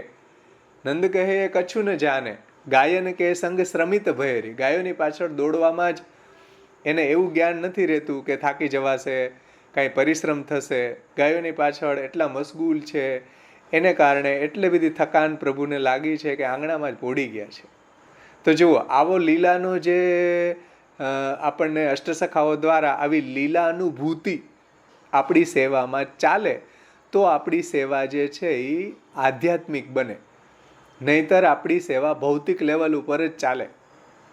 લીલા ચિંતન સાથે જો સેવા થાય તો એ સેવા આધ્યાત્મિકી બને. પછી જ્યારે પ્રભુ એવી માનસીનું દાન કરે કે એવું સર્વાત્મ ભાવનું દાન કરે તો સેવા આધિદૈવિકી બને. બાકી સાવ ભૌતિક લેવલ ઉપર જ સેવા ચાલતી હોય, જેને આપણે કર્મકાંડ કહીએ. એ પોઢી ગયા તો પોઢાડી દીધા, જગાડી દીધા. પણ સાથે સાથે વ્રજની લીલાની ભાવના જો સેવામાં આપણે એને સમન્વિત કરીએ તો આપણું મન પણ આપણું ચિત્ત પણ ભગવાનની લીલામાં રમણ કરે. અને ભગવાનની લીલામાં એટલા ઓતપ્રોત થઈ જઈએ કે લીલા અત્યારે બી ચાલી રહી છે, કે જે આપણે રુચિ રુચિ સેજ બનાવી કે ચરણ ચાપત મોહનલાલ એ કીર્તન ગાય અને એ લીલા અત્યારે બી પ્રગટ થઈ રહી છે. રાઈટ. આપણા ને આપણું કોન્સન્ટ્રેશન જાય ને એ યાદ આવે ને એ રિલેટ કરીએ એક્ઝેક્ટ. તો જે એ લીલાને આપણે સેવા ઓર વ્રજ લીલા, જે શ્યામબાવાશ્રીનું પુસ્તક છે ને, એ વાંચી લેશો ને તો આ રહસ્ય સમજાઈ જશે કે સેવામાં એક લીલા ચાલવી જોઈએ. તો આપણને સેવામાં આનંદ આવશે, આપણને ફ્રસ્ટ્રેશન નહીં આવે. નહીંતર શું થાય, 50-50 વર્ષ સેવા કરવાવાળા એમ કે આમાં હવે અમને આનંદ નથી આવતો, ફ્રસ્ટ્રેશન આવે, હતાશ આવે. એનું કારણ શું? કર્મકાંડ બની ગઈ સેવા, લીલા ન હતી. લીલા વિરહિત સેવા જે છે ને એમાં આનંદ ન આવવાને કારણે પછી શું થશે? ફ્રસ્ટ્રેશન આવે.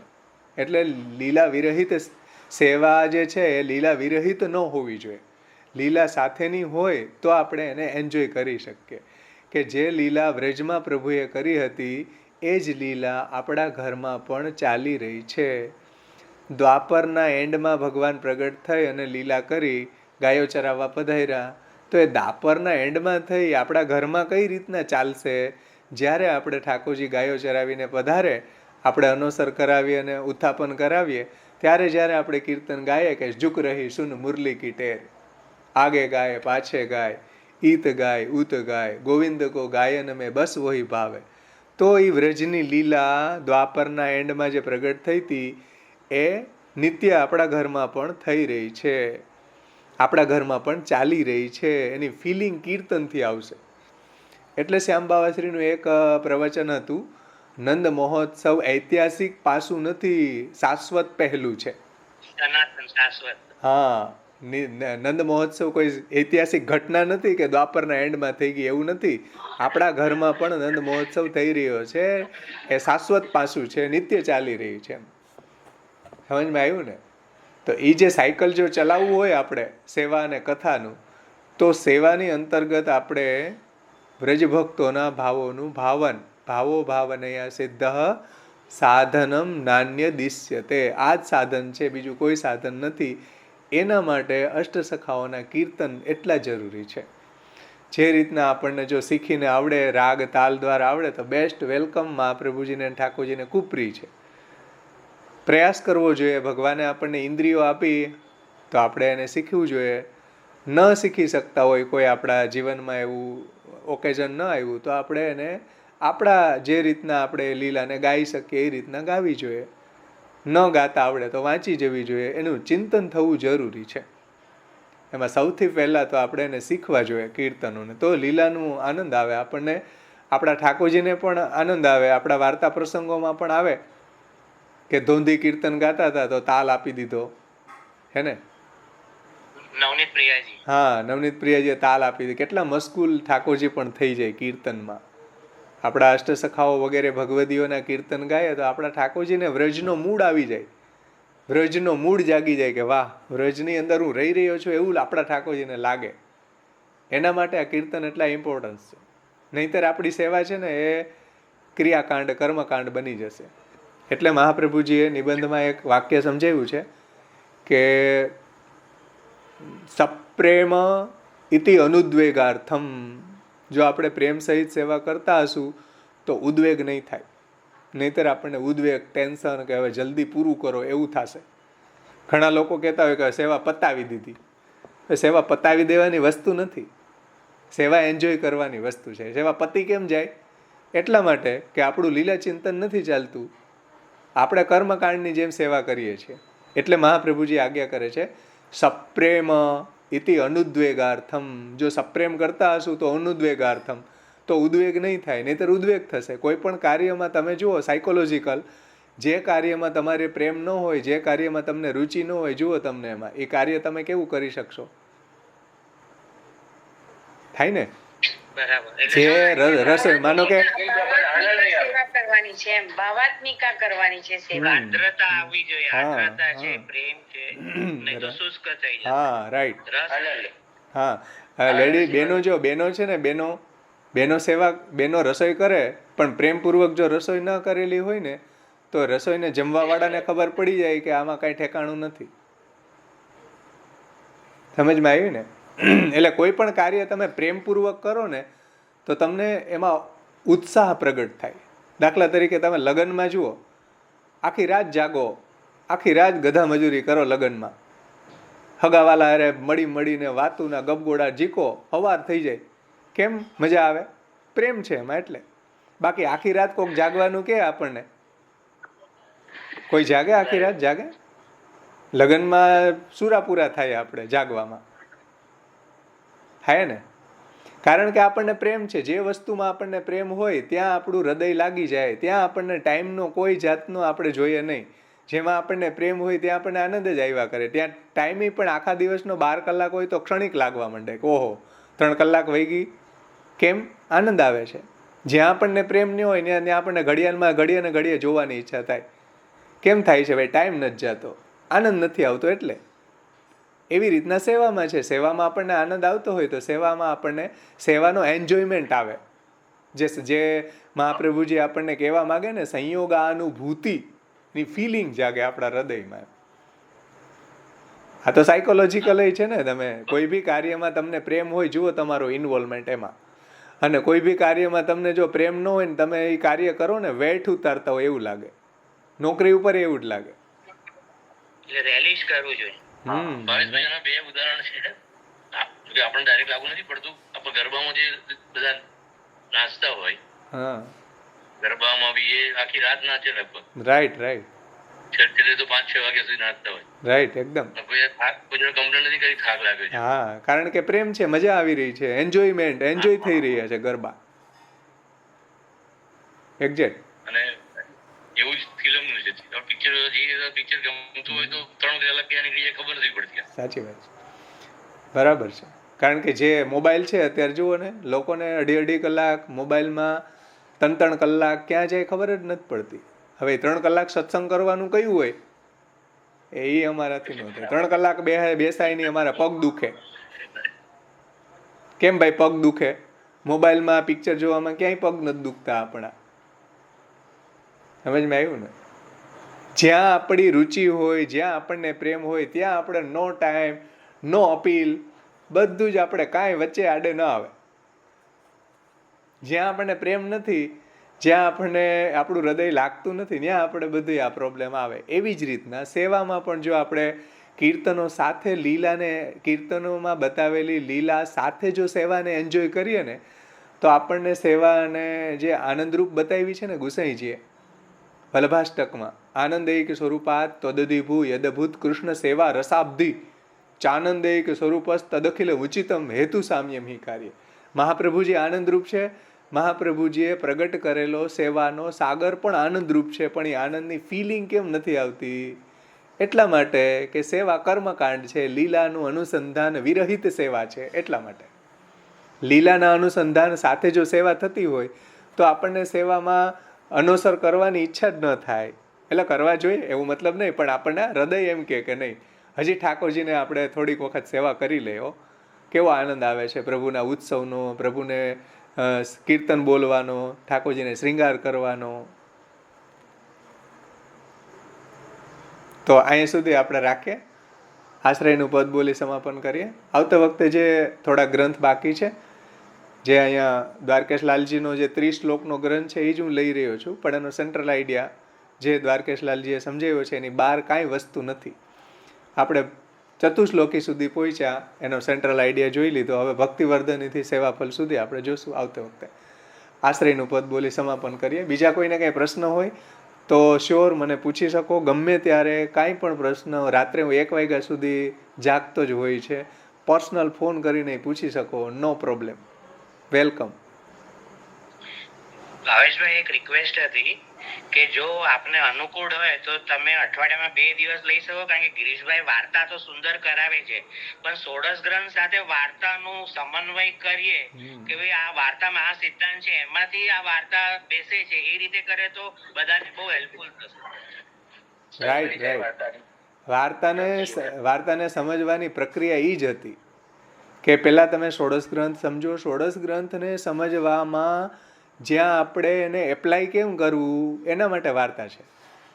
એટલે ષોડશ ગ્રંથ છે એ આદેશ છે, અને વાર્તા છે ને એનો અતિદેશ છે, એનું એક્સટેન્શન છે. કે ભગવદીઓ મહાપ્રભુજીના સિદ્ધાંતને કઈ રીતના જીવા એ સમજવા માટે વાર્તા છે. એટલે પહેલાં આપણે આદેશ સમજીએ, સાથે સાથે ષોડશ ગ્રંથની સાથે સાથે આપણે વાર્તાને પણ એમાં ક્લબ કરીને સમજશું. સમજમાં આવ્યું ને? કેવલ વાર્તાને તમે સમજો તોય હજી ઘણું બધું અધૂરું છે. કેવલ ષોડશ ગ્રંથને સમજો તો પણ ઘણું બધું આપણે એને એન્જોય, એને કઈ રીતના ભગવદીઓ જીવા એ પણ સમજવું એટલું જ જરૂરી છે. મેં જેમ હમણાં તમને એક્ઝામ્પલ આપ્યું કે ભાઈ ફલરૂપ ભક્તિ છે, તો બુલા મિશ્રએ કઈ રીતના જુઓ વિનંતી કરી. ઠાકોરજીથી તો મળી જ ગયા હતા એને, છતાં એને એમ કેમ કીધું કે મને ભક્તિ જોઈએ છે? એ આપણને વાર્તાથી સમજાશે. સમજમાં આવી ને? એટલે પ્રેક્ટિકલ ઇમ્પ્લિમેન્ટેશન કેવી રીતે થયું એ વાર્તામાંથી સમજાય. રાઈટ. એટલે વાર્તા આદેશ છે, ષોડશ ગ્રંથ આદેશ છે, વાર્તા એનો અતિદેશ છે, એનું એક્સટેન્શન છે. સમજમાં આવ્યું ને? તો આશ્રયનું પદ બોલીને સમાપન કરીએ. દ્રઢૈન ચરનન કેરો ભરોસો, દ્રઢૈન ચરનન કેરો, શ્રી વલ્લભ નખ ચંદ્ર છટા બિન, સબ જુગ માજ અંધેરો ભરોસો, દ્રઢૈન ચરનન કેરો, સાધન ઓર નહીં આકલી में जासु होय निवेरो, सूर कहा कहे द्विविध आंधरो, बिना मोल को चेरो भरोसो, દ્રઢૈન ચરનન કેરો. શ્રી વલ્લભાધીશ કી જય. સર્વ વૈષ્ણવને જય શ્રી કૃષ્ણ. જય શ્રી કૃષ્ણ.